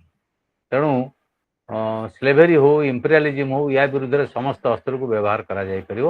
ଏଥିକ୍ସ ଯଦି କହିବ, ତମେ କହିବ ନାହିଁ ଆମେ ଭାয়োଲେଣ୍ଟ ଉପାୟରେ କରିବୁନୁ, ତ ସେଇଟା ଠିକ୍ ନୁହେଁ ବୋଲି ତାଙ୍କର ମତାମତ ଥିଲା regarding theory of social change. Social reform ସମ୍ପର୍କରେ ସେ କାଷ୍ଟ ସିଷ୍ଟମ ମଧ୍ୟ ସମାଲୋଚନା କରୁଥିଲେ, ଚତୁର୍ବର୍ଣ୍ଣ ବ୍ୟବସ୍ଥାକୁ। ଏବଂ ହିନ୍ଦୁ ୟୁନିଟଟାକୁ ସେ ଦେଖିଲେ, ହିନ୍ଦୁ ୟୁନିଟଟାକୁ ଯଦି କିଏ ଡେଷ୍ଟ୍ରୟ କରୁଛି, ଦ୍ୟାଟ୍ ଇଜ୍ ଚତୁର୍ବର୍ଣ୍ଣ ସିଷ୍ଟମ ବା ଯେଉଁ ଜାତି ପ୍ରଥା ବ୍ୟବସ୍ଥା। ତେଣୁ ତାକୁ ସେ ବିରୋଧ କରୁଥିଲେ, ଅଣ୍ଟଚେବିଲିଟିକୁ ମଧ୍ୟ ବିରୋଧ କରୁଥିଲେ। କିନ୍ତୁ ସୋସିଆଲ ରିଫର୍ମ ତାଙ୍କର ସେମିତି କିଛି ନଥିଲା ଜାତି ପ୍ରଥା ବିରୁଦ୍ଧରେ। ଇଏ ଗୋଟେ କଥା ଗଲା। ତାପରେ ସେ କଲଚରାଲ ନ୍ୟାସନାଲିଜିମ୍ କଥା କହିଲେ, ଯେ ହିନ୍ଦୁମାନଙ୍କର ଗୋଟେ ସାଂସ୍କୃତିକ ଜାତୀୟତାବାଦ କନସେପ୍ଟର ସେ ମାନେ କ'ଣ ପ୍ରଚାର ପ୍ରସାର କରେଇଲେ। ଏଇଟା କହିଲେ ଆମର ଜାତୀୟତାବାଦର ମୁଖ୍ୟ ଅଂଶ ହେବା ଦରକାର। ତେଣୁ ହିନ୍ଦୁ ଧର୍ମର ପୁନରୁଦ୍ଧାର କରିବା, ହିନ୍ଦୁ ଧର୍ମକୁ ବେସ୍ କରି ଜାତୀୟତାବାଦ ତିଆରି କରିବା ଏବଂ ହିନ୍ଦୁ ସେଣ୍ଟ୍ରିକ୍ ଜିନିଷଟାକୁ କରାଇବା, ଏଇଟା ତାଙ୍କର ମୁଖ୍ୟ ଆର୍ଗୁମେଣ୍ଟ ଥିଲା। ତେଣୁ ତାଙ୍କ ଆର୍ଗୁମେଣ୍ଟ ଗୁଡ଼ିକୁ ଆମେ କଲଚରାଲ କହିପାରିବା, ରେସିଆଲ କହିପାରିବା, ରିଲିଜିୟସ୍ ବୋଲି କହିପାରିବା। ଇଏ ତାଙ୍କର ଜାତି ବା ଯେଉଁଟା ଷ୍ଟେଟ୍ କହୁଛନ୍ତି, ନେସନ୍ କହୁଛନ୍ତି, ତାକୁ ନେଇକି ଥିଲା। ଯେଉଁଟା ଗୋଟେ ମଡର୍ଣ୍ଣ କନସେପ୍ଟ ଅଫ୍ ନେସନ୍ର ବିରୋଧୀ ବା ଡିଫରେଣ୍ଟ। କାରଣ ମଲ୍ଟି ରିଲିଜିୟସ୍ ଷ୍ଟେଟ୍ରେ, ବହୁ ଧର୍ମ ଭିତ୍ତିକ ସମାଜରେ ତମର ଧର୍ମୀୟ ୟୁନିଟି ନ ଆଣିଲେ ତମେ ବ୍ରିଟିଶ ବିରୁଦ୍ଧରେ ଲଢ଼ିପାରିବ ନାହିଁ। ସେଇଟା ଗାନ୍ଧୀ ରିଏଲାଇଜ୍ କରେ। ତେଣୁ ସାବରକର ଯେଉଁ କଥା କହିଲେ, ସେତେବେଳେ ହିନ୍ଦୁମାନେ ସିନା ୟୁନାଇଟେଡ୍, ଅନ୍ୟମାନେ କ'ଣ କରିବେ? ତ ଡିଭିଜିଭ୍ ପଲିଟିକ୍ସ କରିବାକୁ ବ୍ରିଟିଶ ସୁଯୋଗ ପାଏ। ତେଣୁ ସେ ଷ୍ଟେଟ୍ ଆଉ ନେସନ୍, ଯେଉଁଟା ହିନ୍ଦୁ ନେସନ୍ ଆଉ ଷ୍ଟେଟ୍, ତା ଭିତରେ ବିଶେଷ ପାର୍ଥକ୍ୟ ଦେଖିଲେ ନାହିଁ। ତେଣୁ ସେ କହିଲେ ହିନ୍ଦୁ କମ୍ୟୁନିଟି ହେଉଛନ୍ତି ଗୋଟେ ଷ୍ଟେଟ୍ ବା ଗୋଟେ ନେସନ୍। ତେଣୁ ସେ ମୁସଲିମ ଆଉ ଖ୍ରୀଷ୍ଟିଆନ ମାନଙ୍କୁ ଏଥିରୁ ଇଣ୍ଡିଆନ୍ ନେସନ୍ରୁ ବାଦ୍ ଦେଇଥିଲେ, କାରଣ ସିଏ ଭାବୁନଥିଲେ ଯେ ଯେଉଁଟା ହୋଲି ଲ୍ୟାଣ୍ଡ ଇଣ୍ଡିଆ, ସେଥିରେ ଏମାନଙ୍କର ସ୍ଥାନ ଅଛି ବୋଲି। ଯେଉଁଥିପାଇଁ ସେ ସମାଲୋଚନାର ଶିକାର ହେଇଛି। This is all about Savarkar. ତାପରେ ଆମେ ଦେଖିବା ଏଇ ଯେଉଁ ଆର୍ଏସ୍ଏସ୍ର ଜନ୍ମ ଏବଂ ହିନ୍ଦୁ ନ୍ୟାସନାଲିଜିମ୍ର ଅଭିବୃଦ୍ଧି। ଏବଂ ଏମ୍.ଏସ୍ ଗୋଲୱାଲକର ଯିଏ ଆସିଲେ, ସିଏ ଭିଡି ସାବରକରକୁ ଟିକେ ଅଲଗା ଥିଲେ। ତାଙ୍କର ଗୋଟେ ରିଭଲ୍ୟୁସନାରୀ ବ୍ୟାକଗ୍ରାଉଣ୍ଡ ନଥିଲା, ଯେଉଁଟା ଭିଡି ସାବରକର ଥିଲା। ସେ ଜେଲ୍ ଯାଇଥିଲେ। ସେ ନେସନ୍ ଆଜ୍ ଏ ମଦରହୁଡ୍, ଯେଉଁ ଭାରତ ମାତା କନସେପ୍ଟ ବା କଲଚରାଲ ନ୍ୟାସନାଲିଜିମ୍ ଏବଂ ଆମର ମଦରଲ୍ୟାଣ୍ଡ, ୟାକୁ ନେଇକି ସେ ବେଶୀ ଗୁରୁତ୍ୱ ଦେଇଛନ୍ତି ଗୋଲୱାଲକର। ସେ କହୁଛନ୍ତି ସବୁ ହିନ୍ଦୁ ଗୋଟିଏ ଜାତି, ଗୋଟିଏ ଭାଷା, ଗୋଟିଏ ଧର୍ମ ଦ୍ୱାରା ବା ସଂସ୍କୃତି ଦ୍ୱାରା ଜଡ଼ିତ। କିନ୍ତୁ ଏଠି କ୍ୱେଶ୍ଚିନ୍ ଅଛି, ଯଦି ସବୁ ହିନ୍ଦୁ ଗୋଟିଏ ଧର୍ମ, ଜାତି ବା ଦେଶରେ ଜଡ଼ିତ ବା ଏକତ୍ରିତ ବା ଏକ, ତାହେଲେ କାଷ୍ଟ ସିଷ୍ଟମଟା କ'ଣ? କାଷ୍ଟ ସିଷ୍ଟମକୁ ଚ୍ୟାଲେଞ୍ଜ ନ କଲେ ହେବନି। ତେଣୁ ସେ ଶଙ୍କରଙ୍କୁ, ଯେଉଁଟା ଶଙ୍କର ଧର୍ମର ଯେଉଁ ଶଙ୍କର, ତାଙ୍କୁ ଫଲୋ କରିକି ସେ କଥା କହୁଛନ୍ତି। ତେଣୁ ୟୁନିଟି ଆଣ୍ଡ ସଲିଡାରିଟି, ସ୍ପିରିଚୁଆଲିଟି, ୟା ଉପରେ କହିଛନ୍ତି। ତାପରେ ସେ ନ୍ୟାସନାଲିଟିର ଭୌଗୋଳିକ ଉପାଦାନ ସହିତ ଯେଉଁ ଲୋକମାନେ ଅଛନ୍ତି, ସେ ହିନ୍ଦୁ ନ୍ୟାସନାଲିଜିମ୍, ହିନ୍ଦୁ ମଦରଲ୍ୟାଣ୍ଡ, ଏଇଟା ହୋଲି ଲ୍ୟାଣ୍ଡ, ଏଇ କନସେପ୍ଟଟାକୁ ସେ ଡେଭଲପ୍ କରାଇଛନ୍ତି। ତେଣୁ ଟେରିଟୋରିଆଲ ନ୍ୟାସନାଲିଜିମ୍ ସେ କଥା କହୁନାହାନ୍ତି। ନ୍ୟାସନାଲିଜିମ୍ ଗୋଟେ ଦରକାର କ'ଣ? ତାର ଭୂଖଣ୍ଡ ଦରକାର। ଇଣ୍ଡିଆ ଆଜ୍ ଏ ନେସନ୍, ଏ ହିମାଳୟରୁ କନ୍ୟାକୁମାରୀ ପର୍ଯ୍ୟନ୍ତ ଇଣ୍ଡିଆ ଆଜ୍ ଏ ନେସନ୍। କିନ୍ତୁ ତମେ କହିପାରିବନି ଯେ ଖାଲି ହିନ୍ଦୁ ଅଛନ୍ତି ଯେଉଁଠି ସେଠି ହେବେ, ସେମିତି ନାହିଁ। ତେଣୁ ଜାତୀୟତାବାଦୀ ଚେତନାର ଲୋକଙ୍କ ଭିତରେ ଯେଉଁ 5ଟା ଉପାଦାନ, ତାକୁ ସେ କହୁଛନ୍ତି common religion, common race, common language, common culture and common country. ଏଇଟା ଭାରତବର୍ଷରେ ପସିବୁଲ୍ ନୁହେଁ। ଏଇଥିପାଇଁ ଏଠି ଅଲଗା ସମ୍ପ୍ରଦାୟର ଲୋକ ଅଛନ୍ତି, ଅଲଗା ଧର୍ମ, ଅଲଗା ଭାଷା। କମନ୍ ଲାଙ୍ଗୁଏଜ୍ ଆମର ନାହିଁ। You can't put Hindi language as the Indian language. You don't have a common language. ଆମର ଗୋଟେ କମନ୍ କଲଚର ମଧ୍ୟ ନାହିଁ। ଅନେକ କଲଚର ଏଠି ଅଛି। ଆପଣ କଲଚର ମାନେ କ'ଣ? ଖାଦ୍ୟପେୟ, ଚାଲିଚଳନ, ବସ୍ତ୍ର, ବାସଗୃହ, ceremony, rituals, all these are parts of culture. North ଇଷ୍ଟରେ, ଉତ୍ତର ପୂର୍ବ ଅଞ୍ଚଳରେ ତୁମେ ଦେଖିବ ସାପ ଖାଉଛନ୍ତି, ଅସରପା ଖାଉଛନ୍ତି। ତାଙ୍କର କଲଚର ସେଟା। ତମେ ଏଠି ପଖାଳ ଖାଉଛ, ସେ ତାକୁ ଘୃଣା କରୁଛନ୍ତି। ଆମ ଓଡ଼ିଶାର ପଖାଳଟା ବେଷ୍ଟ ଫୁଡ୍, ସେ କହୁଛନ୍ତି ନା ଏଇଟା ବେକାର ଜିନିଷ। ତେଣୁ କଲଚରଟା ଡିଫରେଣ୍ଟ। ସେଠି ନର୍ଥ ଇଣ୍ଡିଆରେ ସାଦା ଖାଉଛନ୍ତି ବାହାଘରରେ, ଏଠି ଆମର ବାହାଘର ଗଲାବେଳକୁ ମଟନ୍ ନହେଲେ ହେବନି। So these are varieties. Culture has developed out of geographical needs and geographical context. ତେଣୁ ଭୌଗୋଳିକ ପରିସ୍ଥିତି, ପରିବେଶ, ୟାକୁ ନେଇକି କଲଚର ହେଇଛି। ଯେମିତି ଆମର ଇଷ୍ଟ ଇଣ୍ଡିଆରେ rice is the major food pattern. ଏଇଟା ଆମ କଲଚର ଅଂଶବିଶ। ବିନା ଭାତରେ ତମେ ସର୍ଭାଇଭ୍ କରିପାରିବ। ନର୍ଥ ଇଣ୍ଡିଆକୁ ଗଲେ ରୁଟି ହେଲା, ଗୁଜୁରାଟ ଗଲେ ଅଲଗା, ସେ ଯେଉଁ ବାଜରା ରୁଟି, ମହାରାଷ୍ଟ୍ର ଗଲେ ଅଲଗା। तो साउथ को पड़े से तो तुम आम ओडिशा लोक तुम सर्वाइव कर सब खटा राग मीठा ना मीठाटा भी खटा तो भात खाइब माने से जो दही पड़ो तुम खाई पार so we have different cultures you don't have a common culture common race ମଧ୍ୟ ନାହିଁ Aryan race କହିପାରିବନି because there are Dravidians also ତେଣୁ ଏଇଟା ଯଦି ସେ ଡେଭଲପ କଲେ ଗୋଲୱାଲକର କିନ୍ତୁ ଏଇଟା ଭାରତୀୟ ବାସ୍ତବତା ହେଉଛି ଭିନ୍ନ ତେଣୁ ଏଇଟା ହେଲା ସୋସିଆଲ ଅର୍ଗାନାଇଜେସନ ଷ୍ଟେଟ୍ ନେସନ ତାଙ୍କର କନସେପ୍ଟ ୟା ଉପରେ ବେଶୀ ଆମେ ଆଲୋଚନା କରିପାରିବାନି କାରଣ ଆମର ଗୁଡ଼ାଏ ଅଛି କ'ଣ କରିବନି ତେଣୁ ହିନ୍ଦୁତ୍ୱର ପଜିଟିଭ ଜିନିଷ ଯୋଉଟା ଥିଲା ଏ ନେଗେଟିଭ ଜିନିଷ ବହୁତ ହେଲା ହିଷ୍ଟ୍ରିଟାକୁ ୟୁଜ୍ କରାଗଲା ଯାହାଫଳରେ ଏଇଟା ଗୋଟେ ଡିଭିଜିଭ୍ ହେଲା ବ୍ରିଟିଶ ବିରୁଦ୍ଧରେ ଏମାନେ ସଂଗ୍ରାମ କରିପାରିଲେ ନାହିଁ ତେଣୁ ବ୍ରିଟିଶ ବିରୋଧୀ ସଂଗ୍ରାମରେ ଏମାନେ ଜଏନ୍ କରିପାରିଲେନି ଏଇ ପ୍ରକାର ଏକ ମାନସିକତା ବା ଏଇ ଯୋଉ ବିଚାରଧାରା ଏଇ କଥା ଐତିହାସିକ ମାନେ ବିଶ୍ଳେଷଣ କରି କହିବେ ତାପରେ ମୁସଲିମ ଥଟକୁ ଯିବା ସାର୍ ସୟଦ ଅହମଦ ଖାଁ ମହମ୍ମଦ ଇକବାଲ ମୌଲାନା ମାଉଦି ମହମ୍ମଦ ଅଲି ଜିନା ଏମାନେ ପ୍ରଥମେ ଜାତୀୟତାବାଦୀ ଆନ୍ଦୋଳନରେ ଜଏନ୍ କଲେ କିନ୍ତୁ ତାଙ୍କର ମଧ୍ୟ ଏକ୍ସଟ୍ରିମିଷ୍ଟ ଯୋଉ ମୁସଲିମ ବିଚାରଧାରା ବା ସଂକୀର୍ଣ୍ଣ ବିଚାରଧାରା ୟାଙ୍କ ଭଳିଆ ରହିଲା ଏ ସପ୍ଲିମେଣ୍ଟ ବିଚାରଧାରା ତେଣୁ ଯିଏ ସାର୍ ସୟଦ ଅହମଦ ଖାଁ ସେ ଇଣ୍ଡିଆର ଗୋଟେ ଗ୍ରେଟ୍ ରିଫର୍ମର ଏଜୁକେସନିଷ୍ଟ ମୁସଲିମ କମ୍ୟୁନିଟି ଭିତରେ ତାଙ୍କୁ ବିଚାର କରାଯାଏ ସିଏ ମୋଗଲ କୋର୍ଟ ସହିତ ତାଙ୍କ ପରିବାର ସମ୍ପୃକ୍ତ ଥିଲା ଏବଂ ତାଙ୍କ ପରିବାର ମଧ୍ୟ ମୋଗଲମାନଙ୍କ ଯୋଉ ଅବକ୍ଷୟ ତାକୁ ଦେଖିଛନ୍ତି ଏବଂ ତାଙ୍କର ଯୋଉ ବହି କିଲା-ଇ ମୌଲା ରେଡ୍ ଫୋର୍ଟ ଏବଂ ତାର ଅହମଦ ଖାଁଙ୍କର ତାପରେ ସେ ବ୍ରିଟିଶରେ ମଧ୍ୟ ଗୋଟେ ମାଇନର ପୋଷ୍ଟରେ ଥିଲେ ତାପରେ ସେ ମୁନ୍ସିଫ ମୈନପୁରୀ ଏବଂ ତାପରେ ଦିଲ୍ଲୀରେ ରହିଲେ ତାଙ୍କର କଣ୍ଟ୍ରିବ୍ୟୁସନ ମେଜର ହେଲା ସେ ତ ବ୍ରିଟିଶ କୋଉଟା 1857 ବିଦ୍ରୋହ ଦେଖିଛନ୍ତି ତେଣୁ ସେଠି ବ୍ରିଟିଶର ଯୋଉ ଅତ୍ୟାଚାର ଦମନ କରିବାର ଯୋଉ ସେ କଥା ମଧ୍ୟ ଦେଖିଛନ୍ତି ବ୍ରିଟିଶର ଶକ୍ତିକୁ ମଧ୍ୟ ଦେଖିଛନ୍ତି ତେଣୁ ସେ ଭାବିଲେ ୟାକୁ ବିରୋଧ କରିବାଟା ସଫଳ ହେଇପାରିବ ନାହିଁ ତେଣୁ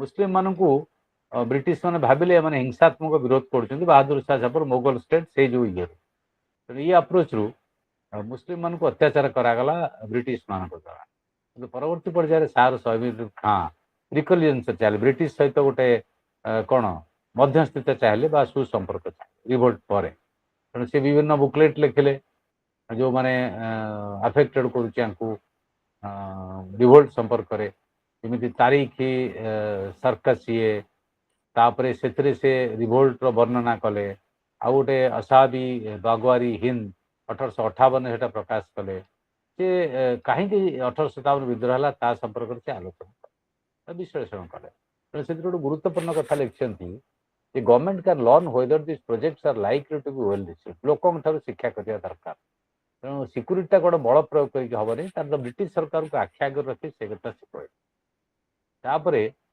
ମଡର୍ଣ୍ଣ ଏଜୁକେସନ କଥା ସେ କହିଲେ ଯେ ମୁସଲିମ ମାନଙ୍କ ଭିତରେ ଯେ ଏଜୁକେସନ ଆବଶ୍ୟକତା ଅଛି ତେଣୁ ସେ ଗୋଟେ ସାଇଣ୍ଟିଫିକ ସୋସାଇଟି 1863 ମସିହାରେ ଉତ୍ତରପ୍ରଦେଶରେ ପ୍ରତିଷ୍ଠା କଲେ ଗେଜେଟ୍ ପ୍ରକାଶ କଲେ ତେଣୁ ମୁସଲିମ ମାନଙ୍କ ଭିତରେ ଶିକ୍ଷାର ଯୋଉ ପ୍ରଚାର ପ୍ରସାର କରିବାରେ ଅହମଦ ଖାଁଙ୍କର ବହୁତ ବଡ ଭୂମିକା ରହିଲା ତାପରେ ସେ ହିନ୍ଦୁ ମୁସଲିମ ୟୁନିଟି କଥା ମଧ୍ୟ କହିଲେ ଏବଂ ସାମ୍ପ୍ରଦାୟିକ ସଦ୍ଭାବ ନହେଲେ କାରଣ ଏଇଟା ବଡ ଶିକ୍ଷା ହେଉଛି 1857 ବିଦ୍ରୋହର କ'ଣ ହେଲା ହ୍ୟାଲୋ କୁନା ନାୟକ କାହିଁକି କହୁଛ what is your question who is Kuna Nayak ଆରେ ହ୍ୟାଲୋ କାହାକୁ କହୁଛ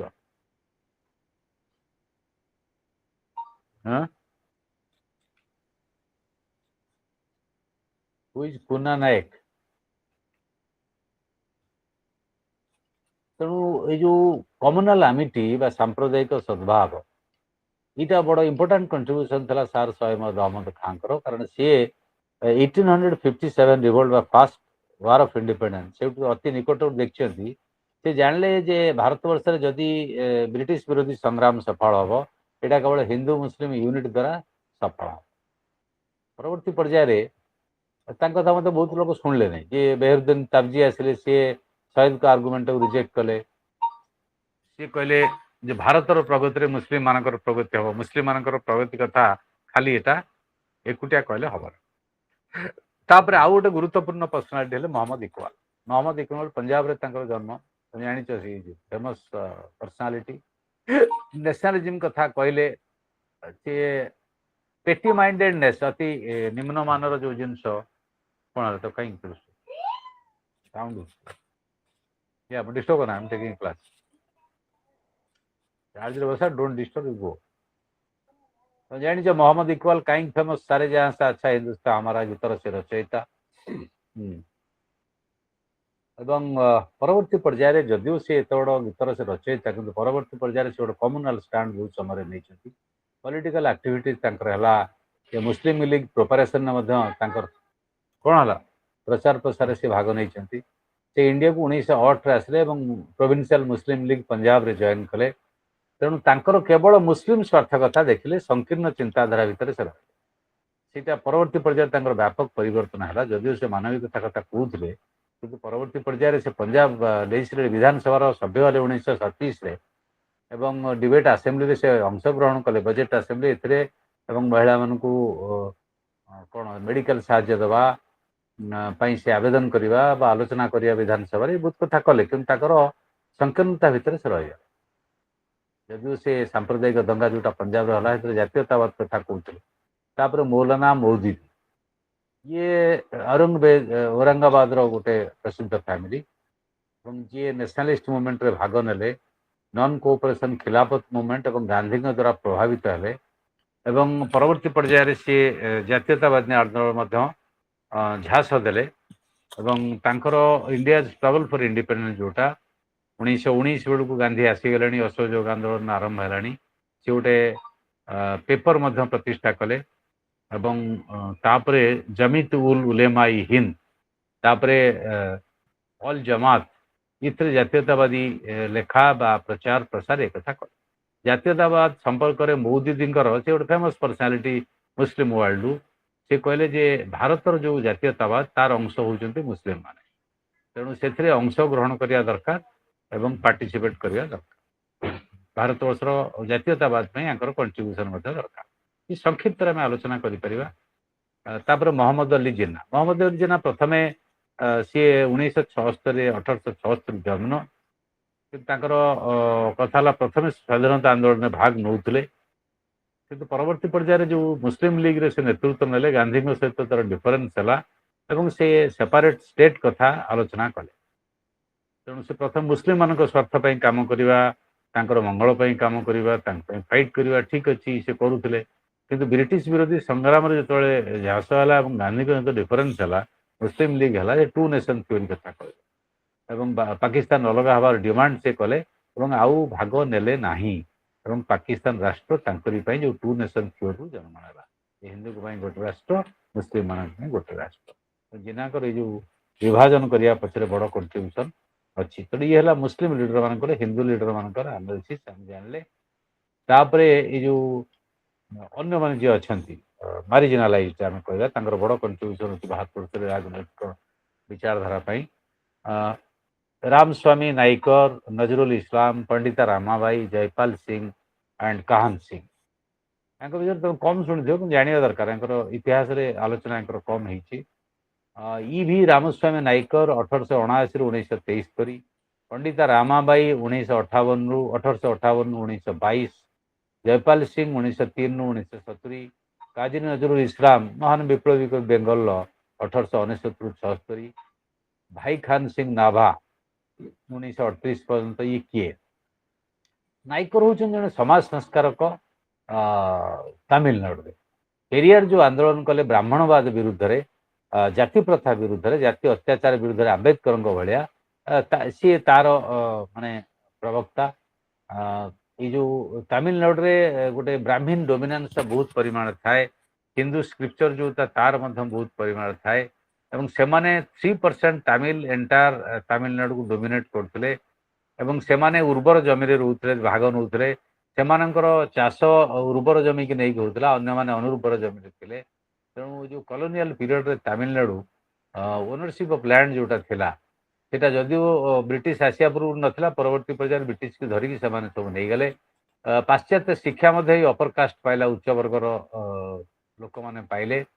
ତେଣୁ ଏଇ ଯେଉଁ ବ୍ରାହ୍ମିନ୍ସ ମାନେ ସାଂସ୍କ୍ରିଟ ପଢ଼ିଲେ ତା ସହିତ ଇଂରାଜୀ ଶିକ୍ଷା ପାଇଲେ ଯାହାଫଳରେ ସେମାନେ ବ୍ୟୁରୋକ୍ରାସି ମଧ୍ୟ ଦଖଲ କଲେ ଏବଂ ଆଗକୁ ଗଲେ। ଦ୍ରାବିଡ଼ିଆନ ଯେଉଁମାନେ ରିଏଲ୍ ସେନ୍ସରେ ସେମାନେ ଆସିଲେ ନାହିଁ ଆଗକୁ ଏବଂ ଏଇ ଯେଉଁ ଆରିଆନ୍ ଡୋମିନେସନ୍ ବିରୁଦ୍ଧରେ ସେମାନେ ଲଢ଼େଇ କଲେ।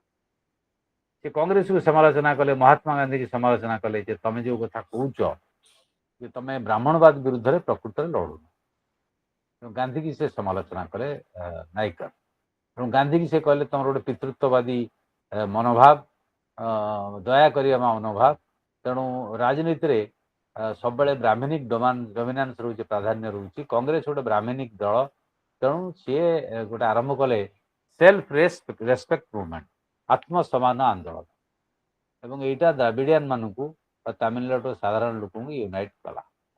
ତେଣୁ ନାଇକରଙ୍କର ଯୋଉ ମେଥଡ ଥିଲା, ସିଏ ଡିଷ୍ଟ୍ରକ୍ସନ ଅଫ୍ ଇମେଜେସ୍, ଯେମିତି ରାମ ଗଣେଶ ଇଏ ମୂର୍ତ୍ତି ଉପରେ ବିଶ୍ୱାସ କରୁନଥିଲେ, ତାଙ୍କୁ ଧ୍ୱଂସ କରିବା ପାଇଁ ଆହ୍ୱାନ ଦେଇଥିଲେ। ରାମ ସୀତାଙ୍କୁ ସେ ସମାଲୋଚନା କରୁଥିଲେ ଏବଂ ରାବଣ ସେ ହେଉଛନ୍ତି ହିରୋ, ସେ କହିଲେ ରାବଣ ହେଉଛନ୍ତି ହିରୋ। ଦାକ୍ଷିଣାତ୍ୟରେ ଏଇଟା କଲଚର, ଏପର୍ଯ୍ୟନ୍ତ ରାବଣ ସେଠି ସମାଲୋଚିତ ହୁଅନ୍ଥିଲେ। ତେଣୁ ରାମାୟଣ ଗୋଟେ ବହି ଲେଖିଲେ, ସେ କହିଲେ ଟ୍ରୁ ରିଡିଂ, ରାମାୟଣକୁ ପ୍ରକୃତରେ ପଢ଼। ସେ କ'ଣ କହିଲେ ଯେ variation of the story and longer in Tamil Nadu is injurious ignominious. ସେ କହିଲେ ଯେ ରାମକୁ ବା ସୀତାଙ୍କୁ ସମାଲୋଚନା କରିବା ତାମିଲନାଡୁରେ ଏଇଟା ଗୋଟେ ଖରାପ କଥା ନୁହେଁ। ଇଏ କଥାରେ ତାଙ୍କର ରହିଲା। ତେଣୁ ଏ ଯେଉଁ ସମାଜ ସଂସ୍କାର ଆନ୍ଦୋଳନ ମେନଲି ନାୟକର ତାର ନେତୃତ୍ୱ ନେଇଛନ୍ତି, ମୁଖ୍ୟତଃ କାଷ୍ଟ ସିଷ୍ଟମ ବିରୁଦ୍ଧରେ।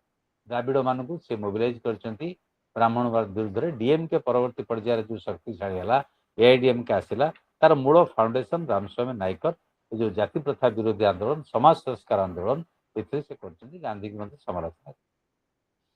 ନେକ୍ସଟ ହେଲେ ପଣ୍ଡିତା ରାମାବାଇ। ସିଏ one of the most prominent women leader in modern India. ସେ ଯଦିଓ ଚିତ୍ ପବନ ବ୍ରାହ୍ମଣ ଫ୍ୟାମିଲିର, କିନ୍ତୁ ସେ କନଭର୍ଟ ହେଇଥିଲେ ଖ୍ରୀଷ୍ଟିଆନ। ସେ ମହିଳାମାନଙ୍କର ଅଧିକାର, ମହିଳାମାନଙ୍କର ଶିକ୍ଷା, ସମାଜ ସଂସ୍କାର ୟା ପାଇଁ ଲଢ଼ୁଥିଲେ। ତେଣୁ ଗୋଟେ ମେଲ୍ ଡୋମିନେଟେଡ୍ ସୋସାଇଟିରେ, ପୁରୁଷ ପ୍ରାଧାନ୍ୟ ସମାଜରେ ସିଏ ରାମାବାଇ ସେ ମହିଳାମାନଙ୍କର ସମାନତା ପାଇଁ ଆହ୍ୱାନ ଦେଇଥିଲେ ଏବଂ ମହିଳାମାନଙ୍କର ଇକ୍ୱାଲିଟି ବା ଅଧିକାର, ତାଙ୍କର ଶିକ୍ଷା, ତାଙ୍କ ଉପରେ ଗୁରୁତ୍ୱ ଦେଇଥିଲେ। ତାଙ୍କର ବାପା ଯିଏ ଅନନ୍ତ ଶାସ୍ତ୍ରୀ ଡୋଙ୍ଗରେ, ସେ ଗୋଟେ ବ୍ରାହ୍ମୀଣ ପରିବାର, ଚିତ୍ ପବନ ଉଚ୍ଚ ବର୍ଗର ବ୍ରାହ୍ମଣ। ସିଏ ଗୋଟେ କନଜରଭେଟିଭ ଫ୍ୟାମିଲିରୁ ଆସିଛନ୍ତି, କିନ୍ତୁ ତଥାପି ସେ ମାନେ କ'ଣ ବୈପ୍ଳବିକ ଷ୍ଟାଣ୍ଡ ନେଲେ ବା ପ୍ରଗତିଶୀଳ ଷ୍ଟାଣ୍ଡ ନେଲେ ଏବଂ କହିଲେ ଯେ ସାଂସ୍କ୍ରିଟଟା ହେଉଛି ଗୋଟେ ଅପର କାଷ୍ଟ ମେନ୍ ଲାଙ୍ଗୁଏଜ। ଉଚ୍ଚ ବର୍ଗର ପୁରୁଷମାନେ କେବଳ ସଂସ୍କୃତ ପଢ଼ିବେ, ଆଉ କେହି ପଢ଼ିପାରିବେନି। ତା ବିରୁଦ୍ଧରେ ସେ ବିଦ୍ରୋହ କଲେ। ଏବଂ ପିତୃତାନ୍ତ୍ରିକ ବ୍ୟବସ୍ଥା ସବୁଆଡ଼େ ଅଛି, ହିନ୍ଦୁଇଜିମରେ ଅଛି, ଖ୍ରୀଷ୍ଟିଆନିଟିରେ ଅଛି। ତେଣୁ ତାକୁ ସେ ବିରୋଧ କଲେ। ତେଣୁ ଏ ଯେଉଁ ସମାଜ ସଂସ୍କାର ଆନ୍ଦୋଳନ ମହିଳାମାନଙ୍କ ଅଧିକାର ପାଇଁ, ସେଇଟା ତାଙ୍କର ଗୋଟେ ବଡ଼ ଏକ୍ସପିରିଏନ୍ସ ହେଲା। ଏବଂ ମହାରାଷ୍ଟ୍ର ଯେତେବେଳେ ସେ ଆସିଲେ, ସିଏ ଯେତେବେଳେ ଆର୍ଯ୍ୟ ମହିଳା ସମାଜ ପ୍ରତିଷ୍ଠା କଲେ 1882ରେ ପୁନାରେ, ଏବଂ ମହିଳା ସେ ଆକ୍ରମଣର ଶିକାର ହେଲେ, ଶତ୍ରୁତାର ଶିକାର ହେଲେ। ତାପରେ ଗୋଟେ ବହି ଲେଖିଲେ ସ୍ତ୍ରୀ ଧର୍ମ ନୀତି, ମୋରାଲ୍ସ ଫର ୱିମେନ୍, ମହିଳାମାନଙ୍କର ନୈତିକତା କ'ଣ। ସେଥିରେ ସେ କ'ଣ କହିଲେ ଯେ ବାସ୍ତବରେ ହେଉଛି task of men to eradicate these and other evil custom in our society. ତ ୱିମେନ୍ ମାନଙ୍କର ଅଧିକାରର ସେ ପ୍ରଚଣ୍ଡ ପ୍ରବକ୍ତା ହେଲେ ଏବଂ ଜାତୀୟତାବାଦୀ ଆନ୍ଦୋଳନ, ସମାଜ ସଂସ୍କାରରେ ସେ ଭାଗ ନେଲେ। ନେକ୍ସଟ ହେଲେ ଜୟପାଲ ସିଂ। ଇଏ କିଏ ନା, ଇଏ ଜଣେ ବଡ଼ ପାର୍ଲାମେଣ୍ଟାରିଆନ୍ ଏବଂ ସବୁଠାରୁ ମାନେ ବଡ଼ ହକି ଖେଳାଳି, ଆଦିବାସୀ ମାନଙ୍କର ନେତା। ସିଏ ଟାକରା ଭିଲେଜ, ଖୁଣ୍ଟି, ଝାଡ଼ଖଣ୍ଡରେ ତାଙ୍କର ଜନ୍ମ। ମେନଲି ଆଦିବାସୀ ଅଧିକାର ତାକୁ ନେଇକି ଲଢ଼ିବା। ରାଞ୍ଚିରେ ସେ ପାଠ ପଢ଼ିଲେ, ତାପରେ ଇଂଲଣ୍ଡରୁ ଯାଇ ପଢ଼ିକି ଆସିଛନ୍ତି ସେ ଅକ୍ସଫୋର୍ଡରେ ଇକୋନୋମିକ୍ସ ଅନର୍ସରେ। ତ ଇଣ୍ଡିଆନ୍ ସିଭିଲ୍ ସର୍ଭିସ୍ ସେ ପାଇଲେ। ତାପରେ ଆମଷ୍ଟରଡାମ ଅଲମ୍ପିକ ଯେଉଁଟା ହେଇଥିଲା 1928 ମସିହାରେ, ସେ ଭାରତର ହକି ଟିମ୍ର କ୍ୟାପ୍ଟେନ୍ ଥିଲେ, ଯେଉଁଟା ଗୋଲ୍ଡ ମେଡାଲ ପାଇଥିଲା। 34ରେ ସେ ଟିଚିଂ, ପ୍ରିନ୍ସ ୱେଲ୍ସ କଲେଜ ଘାନାରେ ମଧ୍ୟ ଟିଚିଂ ସେ କଲେ, ମାନେ ଶିକ୍ଷା ଅଧ୍ୟାପକ ହେଲେ। ତାପରେ ସେ 1937ରେ ଭାରତକୁ ଫେରିଲେ। ରାଜକୁମାର କଲେଜ ଗୋଟେ ଜାଣିଥିବ, ରାୟପୁରରେ ବହୁତ ଫେମସ୍ କଲେଜ, ସେଇଠି ସେ ଜଏନ୍ କଲେ। ତାପରେ ବିକାନିର ପ୍ରିନ୍ସଲି ଷ୍ଟେଟ୍ ଗୋଟେ ଫରେନ୍ ସେକ୍ରେଟାରୀ ଭାବରେ ଜଏନ୍ କଲେ। ଏଇ ଯେଉଁ ଅଦ୍ଭୁତପୂର୍ବ ଅନୁଭୂତି ତାଙ୍କର ହେଲା, ସେ ଭାବିଲେ କଂଗ୍ରେସରେ ଜଏନ୍ କଲେ ଦେଶ ପାଇଁ ବହୁତ ଭଲ କଥା ହେବ। ତାପରେ ରାଜେନ୍ଦ୍ର ପ୍ରସାଦଙ୍କ ସହିତ ତାଙ୍କର ଭେଟ ହେଲା। ତାପରେ ଗଭର୍ଣ୍ଣର ବିହାର ମରିସ ସାଲେଟ ତାଙ୍କୁ ନମିନେଟ୍ କଲେ ବିହାର ଲେଜିସ୍ଲେଟିଭ୍ ଆସେମ୍ବଲିରେ, କିନ୍ତୁ ସେ ମନା କରିଦେଲେ, ନାଇଁ ମୁଁ ଯିବି ନାହିଁ। ତାପରେ ରାଞ୍ଚି ପୁଣି ଫେରି ଆସିଲେ। ତାପରେ ଜୟପାଲ, ତାଙ୍କ ଘର ତ ରାଞ୍ଚି, ଘରକୁ ସେ ଫେରି ଆସିଲେ ଏବଂ ୟୁନାଇଟେଡ୍ ଆଦିବାସୀ ଫୋରମ, ଆଦିବାସୀ ସଭା ଗୋଟେ ତିଆରି କଲେ। ଆଦିବାସୀଙ୍କ ଅର୍ଗାନାଇଜେସନ ସେ ତିଆରି କଲେ। ସେତେବେଳେ 65,000 ଲୋକଙ୍କୁ ୟୁନାଇଟେଡ୍ କରିକି ଆଦିବାସୀଙ୍କର ଅଧିକାର ପାଇଁ ସେ ଲଢ଼ିଲେ। ଏବଂ ଯେହେତୁ ବିର୍ସା ମୁଣ୍ଡା ଯେଉଁ ଲିଜେଣ୍ଡ ଥିଲେ, ତାଙ୍କୁ ସେ ଫଲୋ କରିକି ଯେ ଇଂଲିଶ, ହିନ୍ଦୀ, ସାଦନି, ମୁଣ୍ଡାରୀ ଏ ଯେଉଁ ଲାଙ୍ଗୁଏଜ ସେ ମାନେ ପାରଦର୍ଶୀ ଥିଲେ, ତେଣୁ ଛୋଟନାଗପୁର ସାନ୍ଥାଳ ଯୋଉ ପ୍ରଗଣାରେ ଆଦିବାସୀଙ୍କୁ ସେ ଏକତ୍ରିତ କଲେ ଏବଂ ୟୁନାଇଟେଡ୍ କରିକି ମାରାଙ୍ଗ ଗୋମକେ ତାଙ୍କର ଯିଏ ସୁପ୍ରିମ ଲିଡର ତାଙ୍କୁ ଲୋକମାନେ ଭଗବାନ ବୋଲି ବିଚାର କଲେ, ତାଙ୍କର ଗ୍ରେଟ୍ ଲିଡର ବୋଲି ବିଚାର କଲେ। ତେଣୁ ଆଉ ପଛକୁ ସେ ଫେରିନାହାନ୍ତି ଆଦିବାସୀମାନେ ତାଙ୍କ ନେତୃତ୍ୱରେ। ତେଣୁ ଆଦିବାସୀ ମହାସଭା ଯୋଉଟା ହେଲା ପୁଣି ପରବର୍ତ୍ତୀ ପର୍ଯ୍ୟାୟରେ ଅଲ୍ ଇଣ୍ଡିଆ ଆଦିବାସୀ ମହାସଭାରେ ପରିଣତ ହେଲା ଏବଂ ଏଇଟା ଗୋଟେ ନ୍ୟାସନାଲ ପଲିଟିକାଲ ଫ୍ରଣ୍ଟ ଭାବରେ ମାନେ ବିଚାର କରାଗଲା। ସେ କଂଗ୍ରେସରେ ଜଏନ୍ କରିନଥିଲେ, କିନ୍ତୁ ଆକ୍ଟିଭ ରୋଲ ସେ ଭୂମିକା ସେ ଗ୍ରହଣ କରିଥିଲେ ସୁଭାଷ ବୋଷଙ୍କ ସହିତ ମିଶିକି। ଆଉ ୱାର୍ଲଡ ୱାର ସେକେଣ୍ଡରେ ସେ ବ୍ରିଟିଶକୁ ସପୋର୍ଟ କଲେ, କଂଗ୍ରେସକୁ ବିରୋଧ କଲେ। ସେ ଛୋଟନାଗପୁରରେ ବ୍ରିଟିଶ ଆର୍ମି ପାଇଁ ଯୋଉ ମାନେ କ'ଣ ରିକ୍ରୁଟମେଣ୍ଟ ହଉଥିଲା ତାକୁ ସେ ବିରୋଧ କଲେ। ସେ କନଷ୍ଟିଚ୍ୟୁଏଣ୍ଟ ଆସେମ୍ବଲିର ମେମ୍ବର ହେଲେ, ଯୋଉଟା ସମ୍ବିଧାନ ପ୍ରଣୟନ ସଭା। ଏବଂ ଆଦିବାସୀ ଆଇଡେଣ୍ଟିଟି, ଆଦିବାସୀ ପଲିଟିକ୍ସ ଏବଂ ଆଦିବାସୀ ଅଧିକାର, ଆଦିବାସୀ ମାନଙ୍କୁ ମେନଷ୍ଟ୍ରିମକୁ ଆଣିବା, ଇଏ ତାଙ୍କର ଗୋଟେ ପ୍ରଚଣ୍ଡ ଅବଦାନ ଥିଲା। ଆଦିବାସୀଙ୍କ ଭଏସ୍ ବୋଲି ଇଣ୍ଡିଆରେ ପ୍ରି କଲୋନିଆଲ ଇଣ୍ଡିଆରେ ଏଇଟା ତାଙ୍କର ନାଁ ଅଛି। ନେକ୍ସଟ ହେଲେ କାଜୀ ନଜରୁଲ ଇସଲାମ। ଇଏ ବିପ୍ଳବୀ କବି, ଜାଣିଛ, ପ୍ରସିଦ୍ଧ ବିପ୍ଳବୀ କବି, ମାନେ ବିଶ୍ୱ ପ୍ରସିଦ୍ଧ ବିପ୍ଳବୀ କବି। ପ୍ରାୟ 50ଟା ବହି ଲେଖିଛନ୍ତି, ଉପନ୍ୟାସ ଲେଖିଛନ୍ତି, ନାଟକ ଲେଖିଛନ୍ତି, ଟ୍ରାନ୍ସଲେସନ କରିଛନ୍ତି। ତାଙ୍କର 2ଟା ବହି ସିନେମା ହେଇଛି, 4000 ଗୀତ ସେ ଲେଖିଛନ୍ତି, ଗଜଲ ଫେମସ, ଜାଣିଛ। ମୋର ମନେ ଥିଲା ତାଙ୍କ କବିତା, ମୋର ଏବେ ମନେ ପଡୁନି, ଶୁଣେଇଥାନ୍ତି।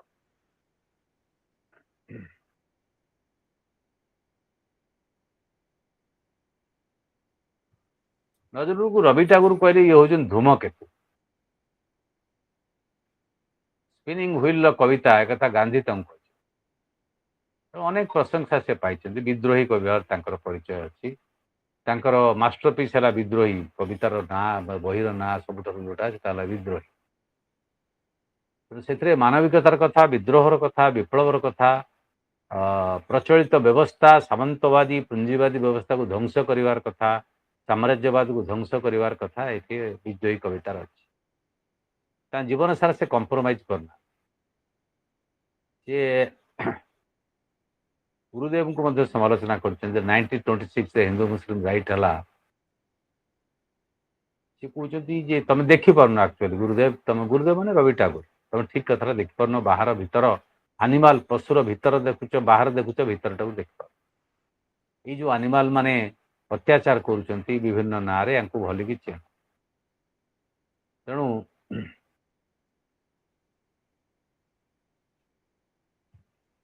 ହିନ୍ଦୁ ମୁସଲିମ ଯୋଉ ନାଁରେ ମାନେ ପ୍ରଚାର କରୁଛନ୍ତି, ଏଇଟା ଠିକ ନୁହେଁ। ୟାକୁ ସେ ତୀବ୍ର ସମାଲୋଚନା କରିଥିଲେ। ମାନେ ହିନ୍ଦୁ ମୁସଲିମ ୟୁନିଟି କଥା ସେ କହୁଥିଲେ, ମାନବିକତାର କଥା କହୁଥିଲେ। ପ୍ରକୃତ ଧର୍ମ କ'ଣ? ଏଇଟା ହଉଛି ମାନବିକତାର ଧର୍ମ। ତେଣୁ ସେ ଟୋଲେଟ କରିବା, କାହାକୁ ସେ ଟୋଲେଟ କରୁନଥିଲେ। ସେ ସମସ୍ତଙ୍କୁ ଅସହିଷ୍ଣୁ, ମାନେ ଯୋଉ ଧର୍ମ ନାଁରେ ଯୋଉ ଭଳିଆ ହଉଛି ତାକୁ ସେ ଘୃଣା କରେ। ରିଲିଜିୟସ୍ ଆଇଡେଣ୍ଟିଟି ସେ କହିଲେ ଯେ ଧର୍ମୀୟ ପରିଚୟ, ଧର୍ମକୁ ନେଇ ରାଜନୀତି, ଏହାର ଧର୍ମ ସହିତ କୌଣସି ସମ୍ପର୍କ ନାହିଁ। ଏଇଟା ଧର୍ମର ଗୋଟେ ଅପବ୍ୟବହାର। ତେଣୁ ସେ କମ୍ପୋଜିଟ୍ କଲଚରର ବିଶ୍ୱାସୀ ଥିଲେ ଏବଂ ମୁଲ୍ଲାମାନଙ୍କୁ, ପଣ୍ଡିତମାନଙ୍କୁ ଉଭୟଙ୍କୁ ସମାଲୋଚନା କରୁଥିଲେ। କାହାକୁ ସେ ଦୟା କରୁନଥିଲେ, ତୀବ୍ର ସମାଲୋଚନା କରୁଥିଲେ। ତାଙ୍କ ଲାଙ୍ଗୁଏଜ ବଙ୍ଗଳା ଭାଷାରେ ଲେଖୁଥିଲେ। ତାଙ୍କ ଲାଙ୍ଗୁଏଜ କବିତା ଆଜି ପଢିବ, ତମ ଭିତରେ ତ ଅଗ୍ନି ବିସ୍ଫୋରଣ ହବ। ତା ସହିତ ଦେଖିବ କୋଉ ଭାଷାରେ ସେମାନେ ସମାଲୋଚନା କଲେ। ମୋର ଏକ୍ଚୁଆଲି ମନେ ନାହିଁ ସେ ଯୋଉ କବିତାଟି। ସେ କହିଲେ ଏଇ ଯୋଉ କମ୍ୟୁନାଲିଷ୍ଟ ମାନେ, ସାମ୍ପ୍ରଦାୟିକ ମାନେ, କୃଷ୍ଣ ମହମ୍ମଦ ଖ୍ରୀଷ୍ଟଙ୍କୁ ତାଙ୍କର ନିଜର ବ୍ୟକ୍ତିଗତ ସମ୍ପତ୍ତି କରିଦେଇଛନ୍ତି ଏବଂ ଗଣ୍ଡଗୋଳ ପାଇଁ ତାକୁ ବ୍ୟବହାର କରୁଛନ୍ତି। ସେ କହୁଛି ଆମ ଆଲ୍ଲାହ, ସେ କହୁଛି ତାଙ୍କ ହରି, ସେ କହୁଛି ତାଙ୍କ ଖ୍ରୀଷ୍ଟ, କାଓ ଗୋଟ ଝଗଡ଼ା, ଏହାକୁ ସେ ତାଙ୍କ କବିତାଟା ପଢ, ଯଦି ଇଫ୍ ୟୁ ଆର୍ ପସିବୁଲ ତମେ ପଢ ତାଙ୍କ କବିତାଟା। This very important. Okay, so this is all about in this chapter. We can analyze. These are the 4 great personalities who have contributed negatively or positively. We discuss, analyze, ନିରପେକ୍ଷ ଭାବରେ ଆମେ ସମାଲୋଚନା ବିଶ୍ଳେଷଣ କଲେ। ବର୍ତ୍ତମାନ ସବୁଠାରୁ important personality, the biggest one in the history of mankind, you can say, is Mahatma Gandhi. Mahatma Gandhi କି ଯେତିକି ଲୋକ ପ୍ରଶଂସା କରିଛନ୍ତି ବା ଆଜି କରୁଛନ୍ତି, ସେତିକି ଲୋକ ସମାଲୋଚନା ମଧ୍ୟ କରୁଛନ୍ତି। ଏଇଟା ଦୁର୍ଭାଗ୍ୟ, ତାକୁ ଘୃଣା କରୁଛନ୍ତି, ତାକୁ ହତ୍ୟା ମଧ୍ୟ କରିଦେଲେ। Is the most tragic part in human history. ଯେତେବେଳେ ସକ୍ରେଟିସ୍ ଆସିଲେ, ସତ୍ୟ କହିଲେ, ତାଙ୍କୁ ମାରିଦେଲେ। ଗାଲିଲିଓ ଯେତେବେଳେ ଆସିଲେ, ଗାଲିଲିଓ ମଧ୍ୟ ଯେତେବେଳେ କହିଲେ, କ'ଣ କହିଲେ ଗାଲିଲିଓ ତମେ କୁହ? ପୃଥିବୀଟା ସୂର୍ଯ୍ୟ ଚାରିପାଖରେ ଘୁରୁଛି ନା ସୂର୍ଯ୍ୟଟା ପୃଥିବୀ ଚାରିପାଖରେ ଘୁରୁଛି? What Galileo shed? ଗାଲିଲିଓଙ୍କୁ ମାରିଲେ କାହିଁକି? ଗାଲିଲିଓ ତ ସୂର୍ଯ୍ୟ ବୈଜ୍ଞାନିକ ପୃଥିବୀ ଥିଲେ। ଚାରିପଟେ ଘୁରୁଛି ବୋଲି କହିଥିଲେ, ସେ ସେଥିପାଇଁ ରାଜା ତାଙ୍କୁ ମାରିଦେଲେ। ସୂର୍ଯ୍ୟ ପୃଥିବୀ ଚାରିପଟେ ଘୁରୁଛି, ସେ କହିଲେ ପୃଥିବୀ ସୂର୍ଯ୍ୟ ଚାରିପଟେ ଘୁରୁଛି। ଲୋକଙ୍କର ଧାରଣା ଥିଲା ଯେ ସକାଳୁ ପୂର୍ବ ଦିଗରେ ସୂର୍ଯ୍ୟ ଉଦୟ ହେଉଛି, ପଶ୍ଚିମ ଦିଗରେ ଅସ୍ତ ହେଉଛି। ଆମେ ତ ଡେଲି ଦେଖୁଛନ୍ତି ସୂର୍ଯ୍ୟଟା ପୃଥିବୀ ଚାରିପାଖରେ ଘୁରୁଛି। ଇଏ ଗାଲିଲିଓ ଗୋଟେ କ'ଣ କହିଲାଣି ଯେ ପୃଥିବୀଟା ସୂର୍ଯ୍ୟ ଚାରିପାଖରେ ଘୁରୁଛି? That is wrong. ତାଙ୍କୁ ହତ୍ୟା କରାଗଲା। ତା ଅର୍ଥ my point is whenever there is a new truth, there is resistance.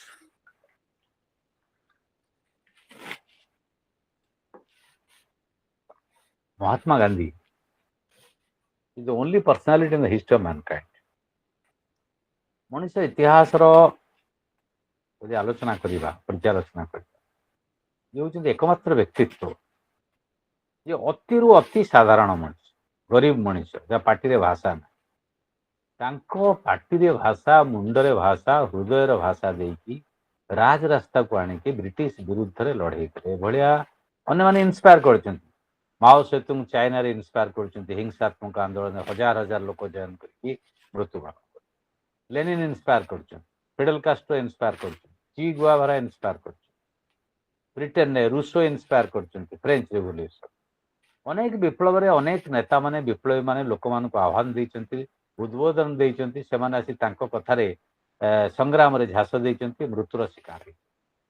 Subhash Bose B inspire କରିଛନ୍ତି, ହଜାର ହଜାର ଲୋକ ଯାଇ ସେଠି ଜଏନ୍ କରିଛନ୍ତି। ହେଲା, ସୁଭାଷ ବୋଷଙ୍କର ଇଣ୍ଡିଆନ୍ ନ୍ୟାସନାଲ ଆର୍ମିରେ ମୃତ୍ୟୁ ବିବରଣ କରିଛନ୍ତି, ବ୍ରିଟିଶର ଲାଠି ପ୍ରହାର ଖାଇଛନ୍ତି। ଭଗତ ସିଂ ଆସିଛନ୍ତି, ଭଗତ ସିଂଙ୍କ ଆହ୍ୱାନରେ ମଧ୍ୟ ଅନେକ ଜଏନ୍ କରିଛନ୍ତି। ଭଗତ ସିଂ ମଧ୍ୟ ସମାଜବାଦୀ ଆଦର୍ଶରେ ଅନୁପ୍ରାଣିତ ହେଇକି ସିଏ ବି ଫାଶୀ ପାଇଛନ୍ତି। ଇଏ ତ ସବୁ ହିଂସାତ୍ମକ ବାଟରେ କଲେ। Gandhi Gandhi special, Gandhi special because ଏଇ ଯୋଉ ନିରସ୍ତ୍ର ମଣିଷ, ଗାନ୍ଧୀଙ୍କର ବଡ଼ କଣ୍ଟ୍ରିବ୍ୟୁସନ କ'ଣ? Gandhi was very clever strategist. ମୁଁ ତୁମକୁ କହୁଥିଲି ଗାନ୍ଧୀ ଯୋଉ ଡ୍ରେସ୍ ଚେଞ୍ଜ କରିଥିଲେ, ସେ ତ ଓକିଲ ଥିଲେ, ବାରିଷ୍ଟର ଥିଲେ ଦକ୍ଷିଣ ଆଫ୍ରିକାରେ। ସେ ଇଣ୍ଡିଆକୁ ଆସିଲା ପରେ କଂଗ୍ରେସଟାକୁ ପୁରା ଟ୍ରାନ୍ସଫର୍ମ କଲେ। ସହର ଭିତରେ ସୀମିତ ଥିବା ଗୋଟେ କଂଗ୍ରେସ ଅର୍ଗାନାଇଜେସନ ଯିଏ ସ୍ୱାଧୀନତା ପାଇଁ ଲଢୁଥିଲା, ତ ଗ୍ରାମାଞ୍ଚଳକୁ ନେଇଗଲା। ସେଠି ରିଏଲାଇଜ କରିଥିଲେ ଯୋଉଟା ତାଙ୍କର କମ୍ୟୁନିକେସନ ସ୍କିଲଟା ବହୁତ ଭଲ। ସେ ଦେଖିଲେ ମୁଁ କୋଟ୍ ପ୍ୟାଣ୍ଟ ଟାଇ ପିନ୍ଧିକି, ଯୋଉଟା ଆଫ୍ରିକାର କୋର୍ଟରେ ମୁଁ ଯୋଉ ଡ୍ରେସ୍ ପିନ୍ଧୁଥିଲି, ସେ ଡ୍ରେସ୍ ପିନ୍ଧିକି ଯଦି ବୁଲିବି, ନେହେରୁ ତ ସବୁବେଳେ କୋଟ୍ ପିନ୍ଧୁଥିଲେ, ତ ଗାନ୍ଧୀ ଧୋତି କାହିଁ ପଳେଇଲେ, ଖଡ଼ମକୁ କାହିଁ ପଳେଇଲେ, ଚାଦରଟେ କାହିଁ ପକେଇଲେ? ନା, that was the language of common Indian masses, body language. ସେଇ ବଡି ଲାଙ୍ଗୁଏଜରେ ସେ ଆଇଡେଣ୍ଟିଫାଏଡ ହେବେ ଭାରତୀୟ ସାଧାରଣ ଲୋକଙ୍କ ଦ୍ୱାରା, ଏବଂ ସାଧାରଣ ଲୋକଙ୍କ ଦ୍ୱାରା ଆଇଡେଣ୍ଟିଫାଏଡ ହେଲେ କ'ଣ ହବ? There will be direct communication, emotional communication, moral communication, spiritual communication, and political communication between the common people and Mahatma Gandhi. ମୁଁ ତୁମକୁ କହୁଥିଲି ମହାତ୍ମା ଗାନ୍ଧୀ ପୃଥିବୀର ଏକମାତ୍ର ନେତା ଯେ ସର୍ବାଧିକ କିଲୋମିଟର ମାଇଲ ଧରି ଚାଲିଛନ୍ତି। ଗାନ୍ଧୀ ବହୁତ ଚାଲିଛନ୍ତି। ଟ୍ରେନରେ ତ ଯାଇଛନ୍ତି ଅଲଗା କଥା, ଚାଲିବାରେ ସେ ହେଉଛନ୍ତି ନମ୍ବର ୱାନ୍। ଆଜିକାଲି ନେତାମାନେ କିଏ ଚାଲୁନାହାନ୍ତି, ଚାଲୁଛନ୍ତି ନେତାମାନେ ସବୁ। ମୁଁ କାହାକୁ ସମାଲୋଚନା କରୁନାହିଁ, କିନ୍ତୁ ସବୁ ବଡ଼ ବଡ଼ ଗାଡ଼ି। ନେତା ଯୋଉଠି ଯିବେ ବର୍ତ୍ତମାନ ଷ୍ଟେଜରେ ହୋଲ୍ ଇଣ୍ଡିଆରେ, କୋଉ ଦଳକୁ ମୁଁ କହୁନି, ସବୁ ଦଳରେ, ମାନେ କେବଳ ଯୋଉ ଗରିବ ପାର୍ଟିକୁ କିଛି ଛାଡ଼ିଦେଲେ ଆଉ ସବୁ ଦଳରେ ବିରାଟ ବିରାଟ ଗାଡ଼ି ଖାଲି ତାଙ୍କର ଏକୁଟି, ତାଙ୍କ ପଛରେ ଶହ ଶହ ଗାଡ଼ି। You just compare with Gandhi. Gandhi କେତେ ଚାଲୁଥିଲେ, ଚାଲିବାର ଉଦ୍ଦେଶ୍ୟ କ'ଣ ଥିଲା? ଲୋକଙ୍କ ସହିତ ମିଶିବେ, ଲୋକମାନେ ତାଙ୍କୁ ନିଜର ଭାବିବେ, ତାଙ୍କ ଆହ୍ୱାନ ନାହିଁ। ତିନୋଟି ଯୋଉ ସ୍ଲୋଗାନ ଦେଲେ, ଅସହଯୋଗ ଆନ୍ଦୋଳନ 1919-21, ଲବଣ ସତ୍ୟାଗ୍ରହ 1930-32, ଭାରତ ଛାଡ଼ ଆନ୍ଦୋଳନ 1942। ये ତିନୋଟି ବଡ଼ ଆନ୍ଦୋଳନ ଗାନ୍ଧୀଙ୍କ ନେତୃତ୍ୱରେ ବ୍ରିଟିଶ ବିରୁଦ୍ଧରେ ହେଇଛି। ଲକ୍ଷ ଲକ୍ଷ ଲୋକ ଜଏନ୍ କରିଛନ୍ତି। କିଏ ଜଏନ୍ କରିଛନ୍ତି? ସାଧାରଣ ମଣିଷ। ଗୋଟେ ଏକ୍ଜାମ୍ପଲ ଦଉଛି, ଓଡ଼ିଶାରେ କିଏ ହାଇଏଷ୍ଟ ଦିନ ଜେଲ୍ ଯାଇଛି ସ୍ୱାଧୀନତା ଆନ୍ଦୋଳନ ସମୟରେ ଜାଣିଛ? କହିପାରିବ? ତମେ ଜାଣିନ? ଯାଜପୁର କାହା ଘର? ତମେ ତ ଯାଜପୁର ପିଲା, କିଏ ଅଛ? ନା, ଯାଜପୁରରେ ଗୋଟେ ଦଶରଥପୁର ବ୍ଲକ ଅଛି। ଦଶରଥପୁର ବ୍ଲକରେ ଭଦ୍ରକ ବର୍ଡରରେ ଗୋଟେ ଅଭ୍ୟାସ ଏଇଟା କ'ଣ ଗଳି ପଡ଼ୁଛି ଫୋନ୍ଟା ହଉନି। ଅଭ୍ୟାସ ହାଇସ୍କୁଲ ଅଛି, ଅଭ୍ୟାସ ହାଇସ୍କୁଲ ପାଖରେ ତାଙ୍କ ଘର ହେଲା। ତାଙ୍କ ନାଁ ହେଲା ସଂଗ୍ରାମୀ ଭଗବାନ ସାହୁ। ପାଠଶାଠ ପଢ଼ୁନାହାନ୍ତି ବେଶୀ। ସେ ଯୋଉଠି ବ୍ରିଟିଶ ପତାକାଟା ଦେଖିବେ, ମାନେ ଆନ୍ଦୋଳନ ହଉ କି ନ ହଉ, ତାଙ୍କର କାମ ହେଲା ଯାଜପୁର କଲେକ୍ଟରେଟରେ ଗୋଟେ ବ୍ରିଟିଶ ପତାକା ଉଡୁଥିବ, ଆସିଲା ବେଳକୁ ରାମବାଗ ପୋଷ୍ଟ ଅଫିସ ମାନେ ବ୍ରିଟିଶ ଗଭର୍ଣ୍ଣମେଣ୍ଟର ଅଫିସ, ସେଠି ଗୋଟେ ବ୍ରିଟିଶ ପତାକା ଉଡୁଥିବ। ସେ ଚଢି ଯାଇକି ପତାକାଟାକୁ ଓହ୍ଲେଇ ଦେଇକି ଛିଡେଇକି ଫୋପାଡ, ତ ସାଙ୍ଗେ ସାଙ୍ଗେ ପୋଲିସ ଖବର ପାଇ ବାଡେଇବ, ବାଡେଇକି ଆରେଷ୍ଟ କରି ଜେଲରେ ପୁରେଇବ। ସେ କୋଉଠି ବ୍ରିଟିଶ ପତାକାକୁ ରଖେଇ ଦିଅନ୍ତାନି। ସେ ଅଭ୍ୟାସ ହାଇସ୍କୁଲରେ ତାଙ୍କ ଗୋଡ ଉପରକୁ କରିକି ମୁଣ୍ଡ ତଳକୁ କରି ବାଡାନ୍ତି। ସେ ଲୋକ କ'ଣ ସ୍ୱାଧୀନତା ସଂଗ୍ରାମ, ରାଷ୍ଟ୍ର, political independence, freedom of speech and expression ଏକଥା ବୁଝିଥିଲେ? ସେ କେବଳ ଗାନ୍ଧୀଙ୍କ ଆହ୍ୱାନରେ ଜଏନ କଲେ। ଆଣ୍ଡ ସିଏ ହଉଛନ୍ତି ସର୍ବାଧିକ ଦିନ ଓଡ଼ିଶାରେ ସଂଗ୍ରାମୀ ଭାବରେ ଜେଲ ଯାଇଛନ୍ତି। ତାକୁ କେତେ ଜଣ ମନେ ରଖିଛନ୍ତି, ଇତିହାସରେ କୋଉଠି ତାଙ୍କ ନାଁ ଅଛି, ସେ ଅଲଗା ପ୍ରଶ୍ନ। କିନ୍ତୁ Gandhi could instill such a confidence, such a revolutionary appeal, urge, capacity, empowerment within that common man who is not at all educated, and he became the freedom fighter who spent highest number of days in British jail. ସାଧାରଣ ଲୋକଟେ, ତା ଭିତରେ ଗାନ୍ଧୀ ଏତେ ପ୍ରଚଣ୍ଡ ଶକ୍ତି ଭରିଦେଲେ ଯେ ଯୋଉଠି ପାରି ସେ ବ୍ରିଟିଶ ପତାକା ରଖେଇଦେଲା ନାହିଁ କୋଉଠି, ଏବଂ ଯାଇକି ଆନ୍ଦୋଳନ କଲା, ବିକ୍ଷୋଭ କଲା, ଏବଂ ସର୍ବାଧିକ ଦିନ ଜେଲରେ ରହିଗଲା। This is Gandhi. ତ ଯୋଉମାନେ ଗାନ୍ଧୀକି ଆଜି ସମାଲୋଚନା କରୁଛନ୍ତି, ଖରାପ ବୋଲି କହୁଛନ୍ତି, ତାଙ୍କ ବିଷୟରେ କ'ଣ କହିଲେ ନ୍ୟୁଟନ, ଆଇନଷ୍ଟାଇନ? ସେ ସମୟ ଆସିବ ଲୋକମାନେ ଅବିଶ୍ୱାସ କରିବେ ଯେ ରକ୍ତ ମାଂସରେ ଏଭଳିଆ ଗୋଟେ ମଣିଷ ଥିଲା। This is Gandhi. ତ ଗାନ୍ଧୀକି ଗୋଟେ ଆଧ୍ୟାତ୍ମିକ ଲୋକ ନୁହେଁ, ସେ ଗୋଟେ ମାଷ୍ଟର ଷ୍ଟ୍ରାଟେଜିଷ୍ଟ। ସେ ଜାଣିଥିଲା ଏ ଯୋଉ ଗରିବ ଲୋକ ଆସୁଛନ୍ତି ଆନ୍ଦୋଳନକୁ, ଏମାନେ ବେଶୀ ଦିନ ଆନ୍ଦୋଳନ ଚଳେଇ ପାରିବେ ନାହିଁ। This the difference between Mao and Gandhi. Mao ତାର ସମସ୍ତଙ୍କୁ ସଂଗଠିତ କଲା, ହିଂସାତ୍ମକ ଆଟାକ୍ ଦ ହେଡକ୍ୱାର୍ଟର ସ୍ଲୋଗାନ ଦେଇଦେଲା, ବେଜିଂ ଦଖଲ କଲା। ଗାନ୍ଧୀ ଦେଖିଲେ ଏଇଟା ସମ୍ଭବ ନୁହେଁ, ଭାରତବର୍ଷରେ ଗ୍ରାମାଞ୍ଚଳରେ ରାସ୍ତାଘାଟ ନାହିଁ, ଯୋଉ ଅବସ୍ଥା ଅଛି, ଗରିବ ଲୋକ ଆସିବେ, ଇଏ ମାସେ କାଳ ଆନ୍ଦୋଳନ କରିପାରିବେ ନାହିଁ। ଖାଇବାକୁ କୋଉଠି ପାଇବେ? ତାଙ୍କର ତ ମଜୁରୀ କାମ କରେ ସିନା ଖାଇବା ପାଇବେ। ବ୍ରିଟିଶ ଯେତେ ଶକ୍ତିଶାଳୀ, ସେଠି ଯଦି ଅସ୍ତ୍ରଶସ୍ତ୍ର ଲଢ଼େଇ ହେଇଥାନ୍ତା ବମ୍ରେ ବା ବନ୍ଧୁକରେ, ତାହେଲେ ବ୍ରିଟିଶ ସବୁ ବଳ ପ୍ରୟୋଗ କରି ହତ୍ୟା କରିଥାନ୍ତା, ପାରିନଥା। ତ ଗାନ୍ଧୀ ବହୁତ ଚାଲାକ। ସିଏ ଏଇ ଯୋଉ ତିନୋଟି ସଂଗ୍ରାମ କଲେ, ମଝିରେ କୁଆଡେ ଗଲେ? 1921ରେ ହେଲା କ'ଣ ଅସହଯୋଗ ଆନ୍ଦୋଳନ, ପୁଣି ହେଲା 31ରେ ଲବଣ ସତ୍ୟାଗ୍ରହ। ତ ଏଇ 10 ବର୍ଷ ଗଲେ କୁଆଡେ? 31ରୁ ପୁଣି 42, 10 ବର୍ଷ ସିଏ ଗଲେ କୁଆଡେ? ତିନିଟା କାହିଁ କଲେ, ଆଉ କାହିଁ କଲେନି? ନା ମଝିରେ କନଷ୍ଟ୍ରକ୍ଟିଭ ପ୍ରୋଗ୍ରାମ କଲେ। ଅସ୍ପୃଶ୍ୟତା ବିରୁଦ୍ଧରେ ଲଢ଼େଇ ହେଲା, ନିଶା ନିବାରଣ ଲଢ଼େଇ ହେଲା, ଖଦୀ ଆଶ୍ରମ ହେଲା ବରୀରେ, କଟକରେ, ଚାରିଆଡେ। ସେଠି କ'ଣ ହେଲା? ମାନେ କୁଟି ଖାଅ କାଟି ପିନ୍ଧର ସ୍ଲୋଗାନ ଦିଆଗଲା, ଲୋକମାନେ ସହିତ ମିଶିଲେ। ଏଇ ଯୋଉ କନେକ୍ଟିଭିଟି ରହିଲା, କମ୍ୟୁନିକେସନ, ସେଇଥିରେ ସେ ଲୋକଙ୍କୁ ମୋବିଲାଇଜ କଲେ। ତାର ତ ଶକ୍ତି ସଞ୍ଚୟ କରିକି ଗୋଟେ ମାଡ଼ ପ୍ରହାର ବ୍ରିଟିଶ ଉପରେ 1919-21ରେ କଲେ, ଆଉ ଗୋଟେ ବଡ ପ୍ରହାର ଲବଣ ସତ୍ୟାଗ୍ରହ କଲେ, ଏବଂ ଫାଇନାଲ ପ୍ରହାରଟା 42 ମସିହାରେ ଭାରତ ଛାଡ଼ ଆନ୍ଦୋଳନ କଲେ। ତାପରେ ରିନ୍ ଷ୍ଟ୍ରାଇକ୍ ହେଲା, ରୟାଲ ଇଣ୍ଡିଆନ ନାଭି ଷ୍ଟ୍ରାଇକ୍ ହେଲା 1946। ତାପରେ ଭାରତ ସ୍ୱାଧୀନତା ପାଇଲା, ଆମେ ସମ୍ବିଧାନ ତିଆରି କଲେ, ଇତ୍ୟାଦି। ସୋ ଗାନ୍ଧୀର ଯୋଉ ଥିଓରି, ନନ୍ ଭାଓଲେନ୍ସ, ଅହିଂସା, ଜଷ୍ଟିସିପ, ଏଣ୍ଡସ୍ ଆଣ୍ଡ ମିନ୍ସ, ସେ କ'ଣ କହୁଛନ୍ତି ଯେ ଗୋଟେ ଖରାପ ମୋରାଲ କ୍ୱେଶ୍ଚିନ୍, ଯୋଉଟା ଖରାପ ଉପାୟରେ ତମେ ଭଲ ଲକ୍ଷ୍ୟରେ ପହଞ୍ଚି ପାରିବ ନାହିଁ। ତମେ କପି କରିକି ଫାଷ୍ଟ କ୍ଲାସ ପାଇପାର, କିନ୍ତୁ that is not the real method. ସେ ଗାନ୍ଧୀ ସେ କଥା କହୁଛନ୍ତି। ଏଇଟା ତାଙ୍କର moral approach to politics. Politics ପ୍ରତି ତାଙ୍କର ଗୋଟେ ନୈତିକ ଦୃଷ୍ଟିଭଙ୍ଗୀ, ଏବଂ ହିନ୍ଦୁ ମୁସଲିମ ୟୁନିଟି କଥା ଗୋଟେ ପୁରା ମାନେ କ'ଣ ୱାଲ ଭଳିଆ ଛିଡା ହେଲେ। ଏବଂ ସେ ଯୋଉଠି ବ୍ରିଟିଶର ଯୋଉଠି ମେରୁଦଣ୍ଡରେ ମାଡ଼ କରୁଛନ୍ତି, ଲବଣ ମାନେ କ'ଣ? ଲବଣ ଟିକସ ବସିଗଲା, ଲୋକମାନେ ମୋବିଲାଇଜ ହେବେ, ସେଇଠି ମାଡ଼ କଲେ। ଭାରତ ଛାଡ଼ ଆନ୍ଦୋଳନ, ଛାଡ଼ ତମେ ଏଠୁ, ସିଏ ଗୋଟେ ମାଡ଼ କଲେ। ଅସହଯୋଗ ଆନ୍ଦୋଳନ, ଆମେ ବୟକଟ କରିବୁ, ବିଦେଶୀ ବସ୍ତ୍ର ବର୍ଜନ କରିବୁ, ଏ କଥା ଆସିଲା। ତେଣୁ ଦିସ୍ ଇଜ ଗାନ୍ଧୀ। ତେଣୁ ଗାନ୍ଧୀଙ୍କର ଯୋଉ ସର୍ବୋଦୟ କନସେପ୍ଟ, କନଷ୍ଟ୍ରକ୍ଟିଭ ପ୍ରୋଗ୍ରାମ ଏବଂ ଏକ୍ସପେରିମେଣ୍ଟ, ତାଙ୍କ ଆତ୍ମଜୀବନୀ ଯୋଉଟା, ଇଏ ସବୁଗୁଡ଼ିକ ଆମେ ବହୁତ କଥା, ଗାନ୍ଧୀରେ ତ ମୋ ପାଖରେ 100 ବହି ଅଛି। ଗାନ୍ଧୀ ଉପରେ କହିଲେ ତ 50 ଦିନ କହିବି, କିନ୍ତୁ ଆମେ ତ ସଂକ୍ଷିପ୍ତରେ ଆମେ ଜାଣିବା। ତାଙ୍କର ପ୍ରଥମେ ଆଗେ ଦେଖିବା ଯେ ଗାନ୍ଧୀଙ୍କର ହ୍ୟୁମାନ ନେଚର ସମ୍ପର୍କରେ କ'ଣ ମତାମତ ଅଛି, ଏବଂ ଇଏ ସମ୍ପର୍କରେ କ'ଣ କହୁଛନ୍ତି, କୋଉଟା ରିଲିଜିଅନ ଆଉ ପଲିଟିକ୍ସ ଆଉ ଏଣ୍ଡସ୍ ଆଣ୍ଡ ମିନ୍ସ। ପ୍ରଥମେ ଏଣ୍ଡସ୍ ଆଣ୍ଡ ମିନ୍ସ ଦେଖିବା। ମୁଁ 6:30 ଛାଡ଼ିବା। ଏଣ୍ଡସ୍ ମିନ୍ସ କ'ଣ? ଉତ୍ପାଦନର, ଏଇ ଉତ୍ପାଦନ କହୁଛି ଉପାୟ। ଏଣ୍ଡସ୍ ମିନ୍ସ ହେଲା କ'ଣ? ଉପାୟ, ଏବଂ ଏଣ୍ଡସ୍ ହେଲା ଲକ୍ଷ୍ୟ। ତାର ଗୋଟେ ଲକ୍ଷ୍ୟ ସ୍ଥଳରେ ପହଞ୍ଚିବା ପାଇଁ ତମର ଉପାୟଟା କ'ଣ ହେବା ଦରକାର। ସେ କହୁଛି there is organic relationship between ends and means. Ends are not separated from means, means are not separated from ends. ତ ଜଷ୍ଟିଫିକେସନ୍ ହେଲା whatever may be the means, the objective is to achieve the end. ଯାହା ଉପାୟ ହଉନା କାହିଁକି ଲକ୍ଷ୍ୟ ସ୍ଥଳରେ ପହଞ୍ଚିବା ହେଉଛି ଆମର କାମ। ଏଇଟାକୁ ଗାନ୍ଧୀ ବିରୋଧ କରୁଛି। ମୁଁ ଯେଉଁ କଥା କହିଲି ଯେ କପି କରି ଫାଷ୍ଟ ଫାଷ୍ଟ ପାଇବା, ସେ କହୁଛନ୍ତି ଦୀର୍ଘମିଆଦୀ ସୂତ୍ରରେ ଏଇଟା ସର୍ଭାଇଭ୍ କରିପାରିବ ନା। ଆମେ ଅନ୍ୟାୟ ଉପାୟରେ ଅସତ୍ ଉପାୟରେ ଧନ ସମ୍ପତ୍ତି ଅର୍ଜନ କରିବା ବା କ୍ଷମତା ଦଖଲ କରିବା ବା ଶତ୍ରୁକୁ ପରାସ୍ତ କରିବା, ଦିଜ୍ ଆର୍ ଇମୋରାଲ, ଅନଏଥିକାଲ। ତେଣୁ ଏଇଟା ଦୀର୍ଘମିଆଦୀ ସୂତ୍ରରେ ବେଶୀ ଦିନ ସର୍ଭାଇଭ୍ କରିହେବ ନାହିଁ। ଏଇଟା ଗାନ୍ଧୀ ଆଜି ଅଧିକରୁ ଅଧିକ ସତ୍ୟ, ଅଧିକରୁ ଅଧିକ ପ୍ରାସଙ୍ଗିକ, now being prove that Gandhi is becoming more relevant. Gandhi ଆଜି ଅଧିକ ପ୍ରାସଙ୍ଗିକ ହେଇଛନ୍ତି କେତେବେଳେ, ଯେତେବେଳେ ନୈତିକ ସ୍ଖଳନ ହେଇଛି। ବର୍ତ୍ତମାନ ସରକାର ବିଲ୍ ଆଣୁଛନ୍ତି କ'ଣ ନା, ଯଦି 30 ଦିନ ଜେଲରେ ରହିବ ତାହେଲେ ତମକୁ ବାହାର କରିଦେବେ ହେଲା। ଏ କଥା ଆସୁଛି କାହିଁକି ନା ଅପରାଧୀଙ୍କ ସଂଖ୍ୟା ବଢ଼ିଗଲାଣି।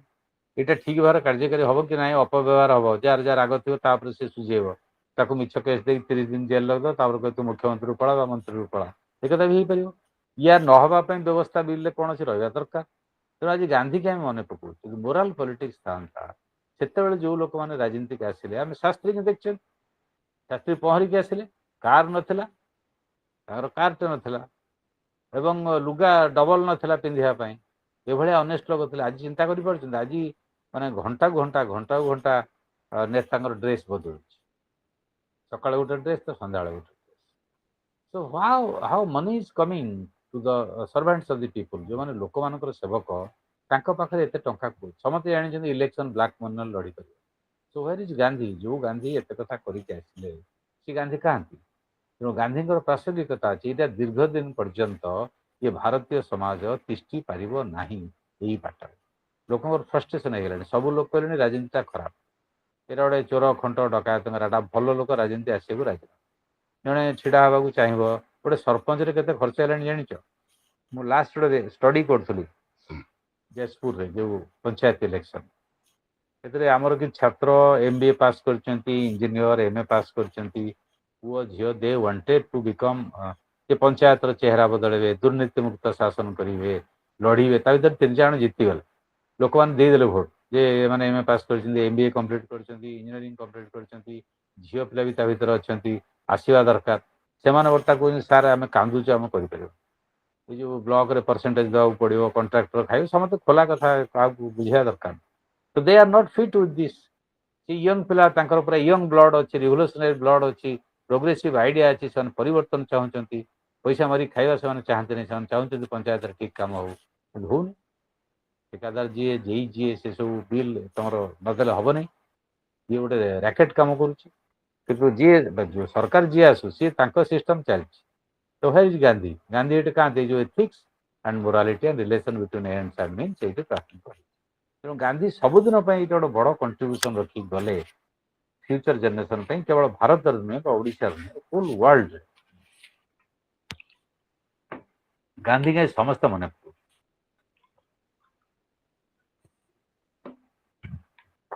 ଯେଉଁ ୱାର୍ ହେଉଛି, ନେତାନ୍ୟାହୁ ଭାବୁଛନ୍ତି ଯେ ବ୍ରାଜିଲଟା କ'ଣ ଗାଜାପଟି ଦଖଲ କରିକି ପାଲେଷ୍ଟାଇନକୁ ହତ୍ୟା କରିକି ବିଦା କରିଦେବି।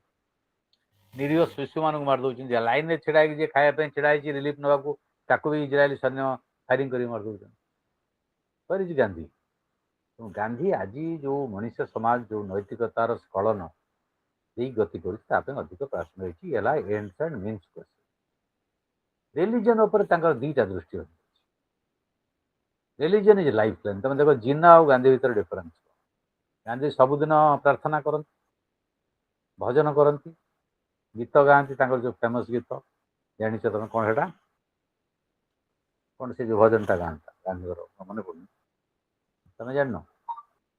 ନବଡ଼ି କି ଜନେ ତ ମୋର ମନେ ପଡ଼ିଲେ କହିଦେବି। ତ ସେ ଭଗବାନଙ୍କ ଉପରେ ବିଶ୍ୱାସ କରନ୍ତି। ଜିନା ଯାଆନ୍ତିନି ମସଜିଦ୍। ଜିନା ଅତ୍ୟାଧୁନିକ, ସେ ଧର୍ମ ଫର୍ମ ଏଇ ଯେଉଁ ରିଚୁଆଲ୍ ପ୍ରାକ୍ଟିସ୍ ନାହିଁ। କିନ୍ତୁ ଜିନା ଧର୍ମଟାକୁ ରାଜନୀତି ପାଇଁ ବ୍ୟବହାର କଲେ।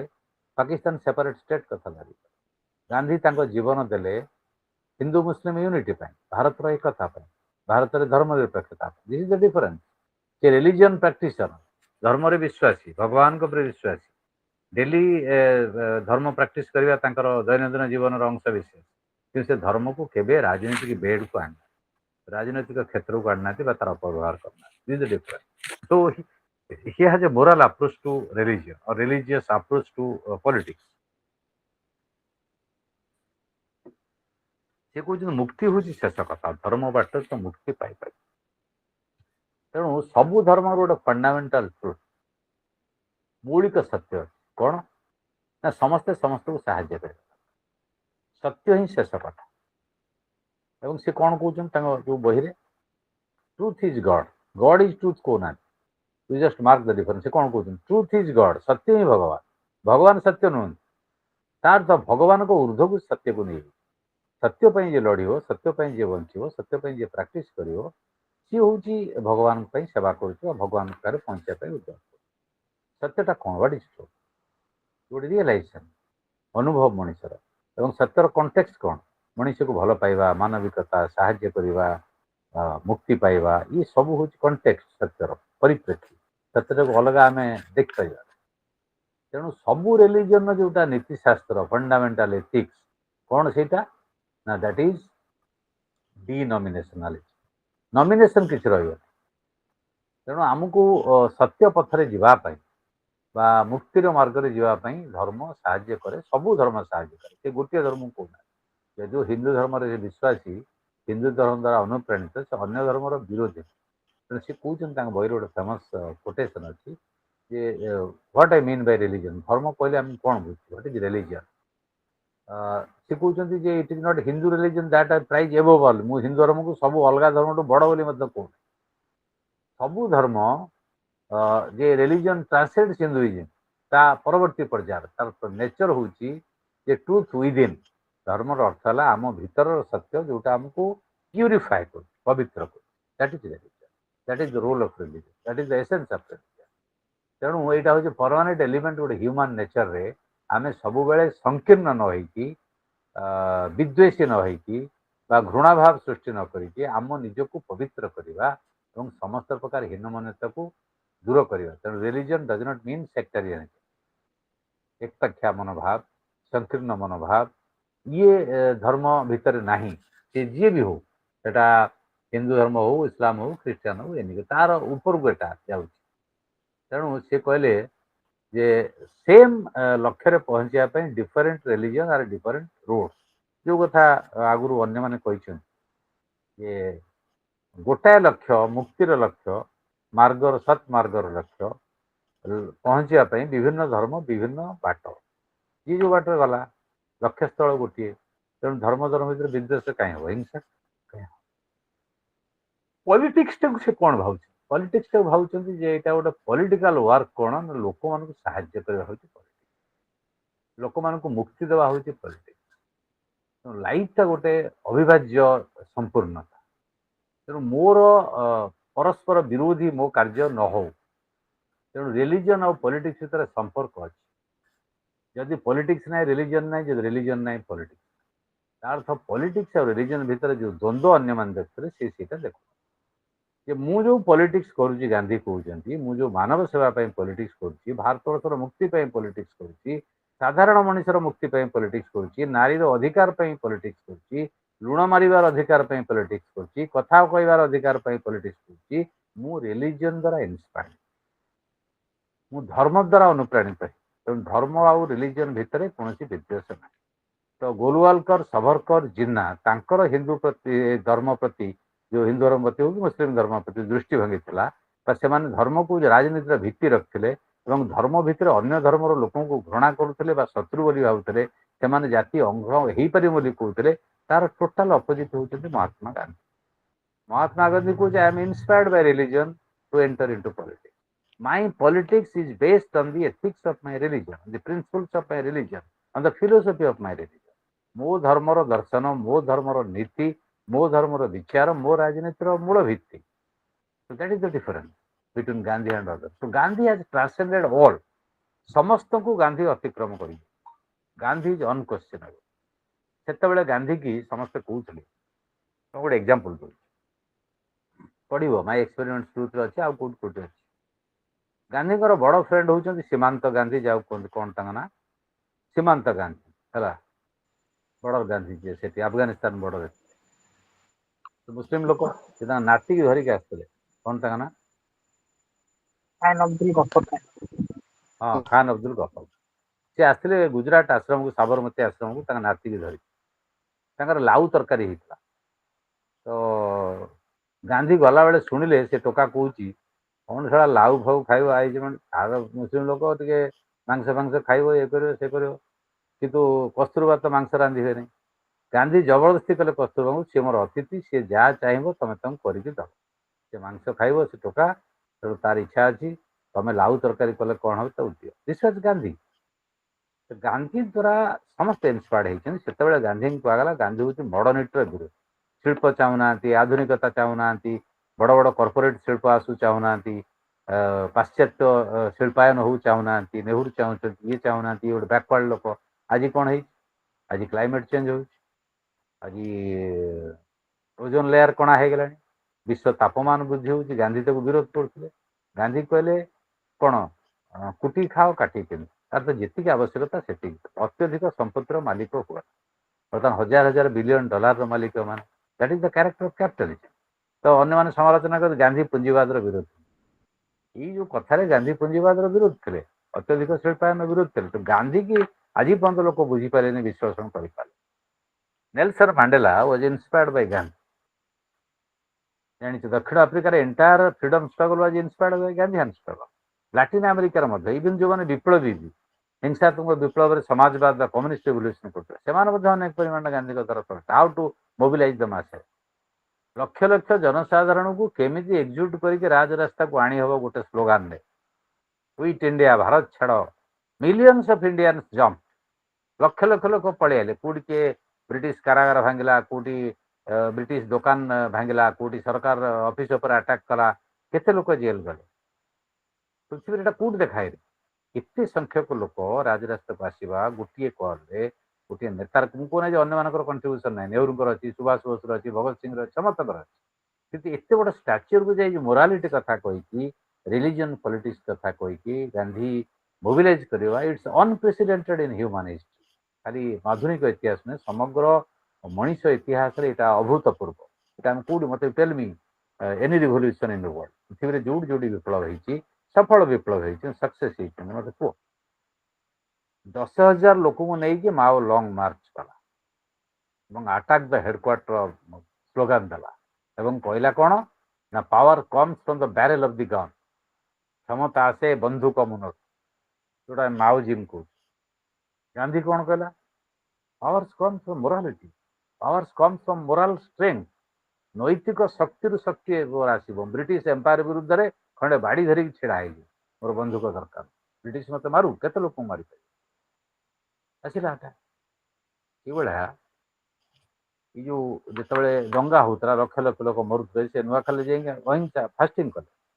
ଫାଷ୍ଟିଂ ଗୋଟେ ଅସ୍ତ୍ର ହେଇଗଲା, ପଲିଟିକାଲ ୱେପନ ହେଇଗଲା। ଆମେ ଫାଷ୍ଟିଂ କରୁଛନ୍ତି ଶିବରାତ୍ରିରେ, ଜାଗରରେ, କ'ଣ କରୁଛନ୍ତି? ମା ମାନେ, ବାପା ମାନେ ବା ଆମେ କରୁଛନ୍ତି ଯେ ମଙ୍ଗଳ ହବ, ଆମର ମଙ୍ଗଳ ହବ, ପରିବାରର ମଙ୍ଗଳ।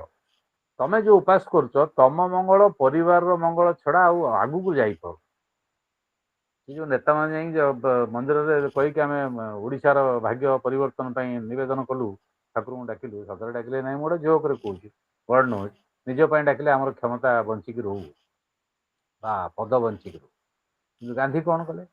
ଗାନ୍ଧୀ ଫାଷ୍ଟିଂ ବାରମ୍ବାର 21 ଦିନ, 15 ଦିନ, 18 ଦିନ, 9 ଦିନ, 3 ଦିନ, 24 ଘଣ୍ଟା, 48 ଟଙ୍କା, ମାନେ ଉପାସ କରିବା ବିକେମ୍ ଏ ପଲିଟିକାଲ ୱେପନ। ଗୋଟେ ବିରାଟ ସାମ୍ରାଜ୍ୟ ବିରୁଦ୍ଧରେ ରାଜନୈତିକ ଅସ୍ତ୍ର ଭାବରେ ସେ ଗୋଟେ ସାଧାରଣ ଉପାସଟାକୁ ନେଇ ଆସିଲେ।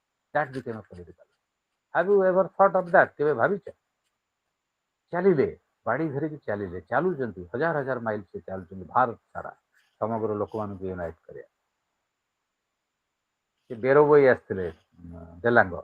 ମୁଁ ପ୍ରାୟ ସବୁ କ୍ଲାସରେ କୁହେ, ଗାନ୍ଧୀ ପଢ଼େଇଲା ବେଳେ, ବେରବୋଇ ଯେତେବେଳେ ଡେଲାଙ୍ଗ ଆସିଥିଲେ, that is ethics, that is religion, that is politics. ସେ ଲଢ଼େଇ କରୁଥିଲେ। ଗୋଟେ ବାଡ଼ ଦିଆଗଲା ପୁରୀ ଜଗନ୍ନାଥ ମନ୍ଦିରରେ, ସେ ଗାନ୍ଧୀ ପଶିଯିବ ଦଳିତ ମାନଙ୍କୁ ନେଇ। ଆମେ ତ ଦଳିତ ମାନଙ୍କୁ ପୁରେଇ ଦେବା ନେଇ, ଅସ୍ପୃଶ୍ୟମାନଙ୍କୁ ଠାକୁର ଭିତରେ ଆମର ଅଛି ନିୟମ କ୍ରିଏଣ। ଜଗତର ଜଗନ୍ନାଥ କହୁଛ, ଠାକୁର ସମସ୍ତଙ୍କର କହୁଛ, ଦାସିଆ ବୋହୂଠୁ ନଡ଼ିଆ ନେଉଛ, ଦାସିଆ ବୋହୂକୁ ଭିତରକୁ ନେଉନା। ତ ତେଣୁ ତମେ ଦଳିତ ଆନ୍ଦୋଳନ ହେଲା ବେଳକୁ ଦଳିତ ମାନଙ୍କୁ କାହିଁ ପୁରେଇବ ନା ଗାନ୍ଧୀ ସେ କଥା ଲଢ଼େଇ କଲେ। ତାଙ୍କ ସ୍ତ୍ରୀ କିଏ? କସ୍ତୁରବା। କସ୍ତୁରବା କିଛି ଲୋକଙ୍କୁ ଧରି ମହିଳାଙ୍କୁ ସେ ଲୁଚିକି ପଳେଇଲେ ଜଗନ୍ନାଥ ମନ୍ଦିର, ଜଗନ୍ନାଥ ଦର୍ଶନ କରି ପଳେଇଲେ। ଗାନ୍ଧୀ ରାଗିକି ଫାୟାର ହେଲା। କିନ୍ତୁ ମେନ୍ ୱୁମେନ୍ କ୍ୱେଶ୍ଚନ୍ ଉପରେ ଗାନ୍ଧୀ ରାଗିକି ଫାୟାର ହେଲେ ସିନା ଆଉ କିଏ ହେଇଥିଲେ ତା ସ୍ତ୍ରୀକି ପିଟି ଦେଇଥାନ୍ତା, ଗାନ୍ଧୀ କ'ଣ ସେ କଥା କରିବେ? No, main and women equality କଥା ସେ କହୁଛନ୍ତି। ମହିଳାମାନଙ୍କୁ ସେ ଆଣିଛନ୍ତି, ରମା ଦେବୀ, ସରଳା ଦେବୀ, ଏଠି ଓଡ଼ିଶାର ଅନେକ ମହିଳା ସ୍ୱାଧୀନତା ସଂଗ୍ରାମରେ ଯୋଗ ଦେଲେ, ଭାରତ ଦିସ୍ ଇଜ୍ ଗାନ୍ଧୀ। ତେଣୁ ଯେ କମନ୍କୁ ଅନକମନ୍ କରିବା, ସାଧାରଣକୁ ଅସାଧାରଣରେ ପରିଣତ କରିବା, ସେ କଳା, ସେ ଦକ୍ଷତା, ସେ କ୍ୟାପାସିଟି କେବଳ ଗାନ୍ଧୀଙ୍କର ଥିଲା। Because he has two weapons, one is moral weapon, moral approach to politics, another is the religious weapon. ଧର୍ମର ସେ ବ୍ୟବହାର କରିନାହାନ୍ତି, ଧର୍ମଟାକୁ ସେ ସଦ୍ବ୍ୟବହାର କରିଛନ୍ତି। ଧର୍ମର ତା ନିଜ ଧର୍ମକୁ ବଡ଼ କହୁଛନ୍ତି, କିନ୍ତୁ ଆଉ କାହା ବିରୋଧୀ କହିକି ତାଠୁ ବଡ଼, ସିଏ ଖରାପ ମୁଁ ଭଲ, ଏ କଥା ସେ କହୁଛନ୍ତି। ତାଙ୍କର ମଣିଷ ଭିତରେ ଯଦି ହିଂସା ଯୋଉ ଧର୍ମ କରେଇଲା, ସେ ଧର୍ମର କିଛି ମାନେ ନାହିଁ। କୌଣସି ଧର୍ମରେ ହିଂସାର ସ୍ଥାନ ନାହିଁ। This is Gandhi. ଓକେ, ଗାନ୍ଧୀର ଆଉ ବହୁତ ଅଛି। କାଲି ଗାନ୍ଧୀ ପରେ କେତେଟା କଥା ୟୁନିଟି ଏଣ୍ଡସ୍ ଆଣ୍ଡ ମିନ୍ସ ତ ପଢ଼େଇଲି, ରିଲିଜନ, ପଲିଟିକ୍ସ, ତାପରେ ସତ୍ୟ, ସତ୍ୟାଗ୍ରହ, ହିଂସା, ଏଇଟା କାଲି ଦେଖା ଆଜି ହବ। ସ୍ୱରାଜ, ଆଉ କ'ଣ ରହିଲା? ଗ୍ରାମ ସ୍ୱରାଜ ତ ଜାଣିଛ, ଇକୋନୋମି କହିଲି, ସେଲ୍ଫ ସଫିସିଏଣ୍ଟ ଇକୋନୋମି, ଯୋଉଟା ଇଣ୍ଡଷ୍ଟ୍ରିଆଲାଇଜେସନ ବିରୋଧୀ, anti caste movement, industrialisation. Okay, ଗାନ୍ଧୀଟା ପଢ଼େ, ଗାନ୍ଧୀଟା ମୁଁ ତମକୁ କହିବି detail. You must know Gandhi, ଆଉ ଯାହା ଜାଣ ନ ଜାଣ, ୟୁ ମଷ୍ଟ ନୋ ଗାନ୍ଧୀ। ତାପରେ ନେହେରୁ, ଗାନ୍ଧୀ ନେହେରୁ ଟିକେ କଭର କରି, ଆଉ ତ କେହି ନାହାନ୍ତି, ଆମ୍ବେଦକର ଅଛନ୍ତି। ରାଇଟ୍, ବଡ଼ ବଡ଼ ଯଦି ଗୋଟିଏ ଗାନ୍ଧୀ କେବଳ 5-6ଟା କ୍ଲାସ୍ ଦରକାର। କୋଉଟାକୁ ଛାଡ଼ିବି ତମକୁ? ୟୁ ମଷ୍ଟ ନୋ ଦ୍ୟାଟ୍ ନା।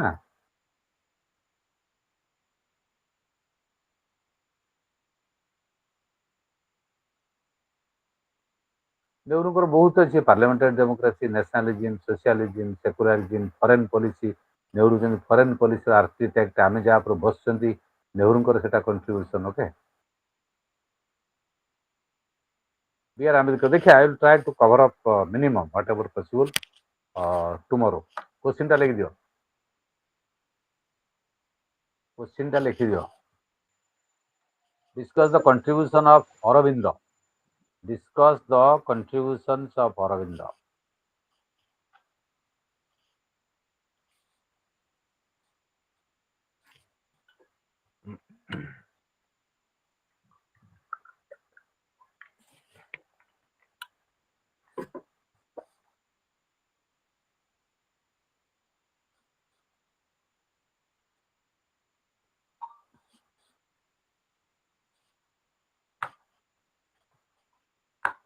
Discuss the contributions of Aurobindo. তারপর লেখো discuss the political ideas of Muhammad Ali Jinnah.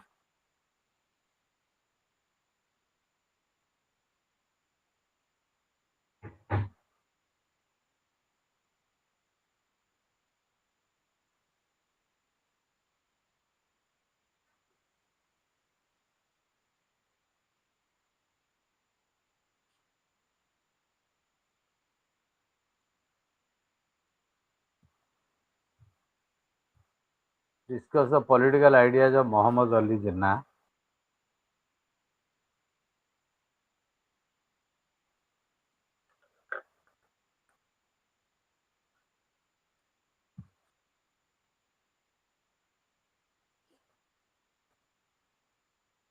Discuss the ideology of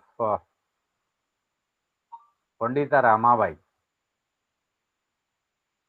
ଗୋଟେ ସାମ୍ପଲ୍ ଏମିତି ଦଉଛି, ସମସ୍ତଙ୍କର ପଡ଼ିବ କି?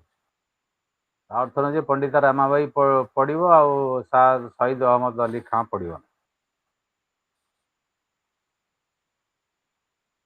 Pandita ରାମାବାଇ। Discuss the ideas of B.D. Savarkar. Discuss the ideas of political ideas ଲେଖ, political ideas of B.D. Savarkar. Savarkar, ऐसे भी है यार।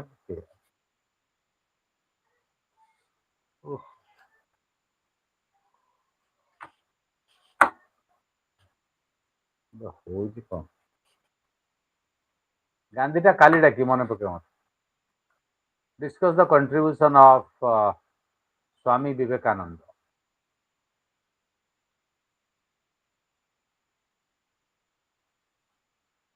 Swami Vivekananda. सेगुड़ा डिस्कस द कंट्रीब्यूशन माने सब तार नेशनलिज्म स्पिरिचुअलिज्म सब लिख discuss the contributions of Aurobindo Ghosh और the ideas of Aurobindo Ghosh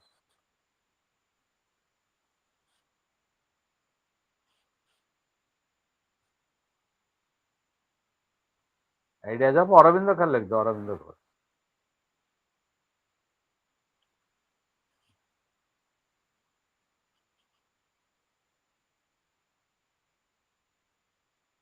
write about sir Syed Ahmad Ali Khan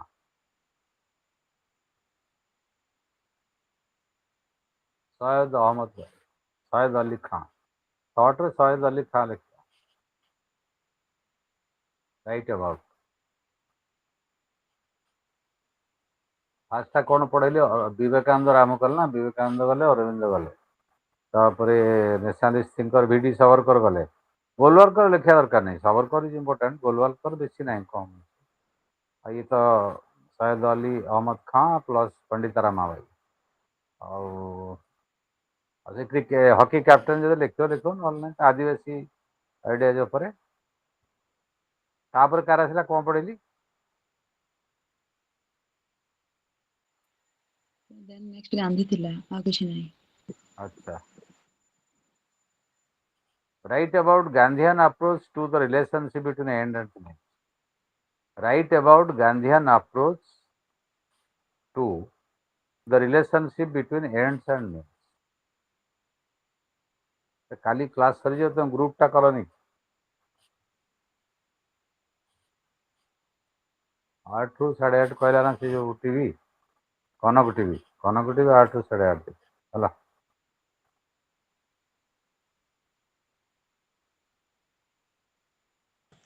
हाँ जी सर आज हाँ आज 8 ରୁ 8:30 आज तो थिली कलिंग टीवी मोर सेमिनार थला ओटीवी सकाळ जाई परले टाइम हेला आज्ञा सर स्क्रीनशॉट पठेबो तुम देखले ना जानि या न्यूज को देखु जे मते का लागुन तुम से फोन ने सब मातुछ आउ सोशल मीडिया रे न्यूज को देख न्यूज देखछती ना सर देखु रिलेशन अच्छा देखु सर ओ थैंक यू अच्छा discuss Gandhi's view on religion discuss Gandhi's view on religion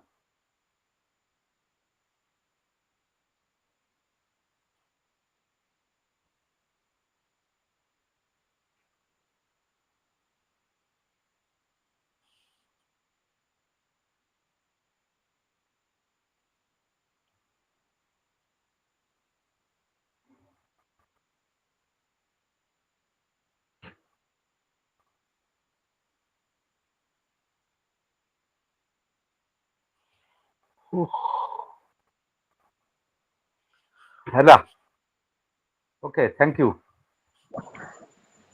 yes sir आज ये थाउ काली पुणी फाइनल क्लास देखा तो से ग्रुप टा तो कलनी जानियो कि तमे हो काली मो नंबर शेयर कर देबी you can be in contact या दरकार डाउट मत पछारियो हला आज्ञा सर आगे okay thank you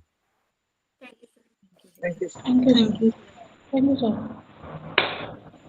Thank you, sir.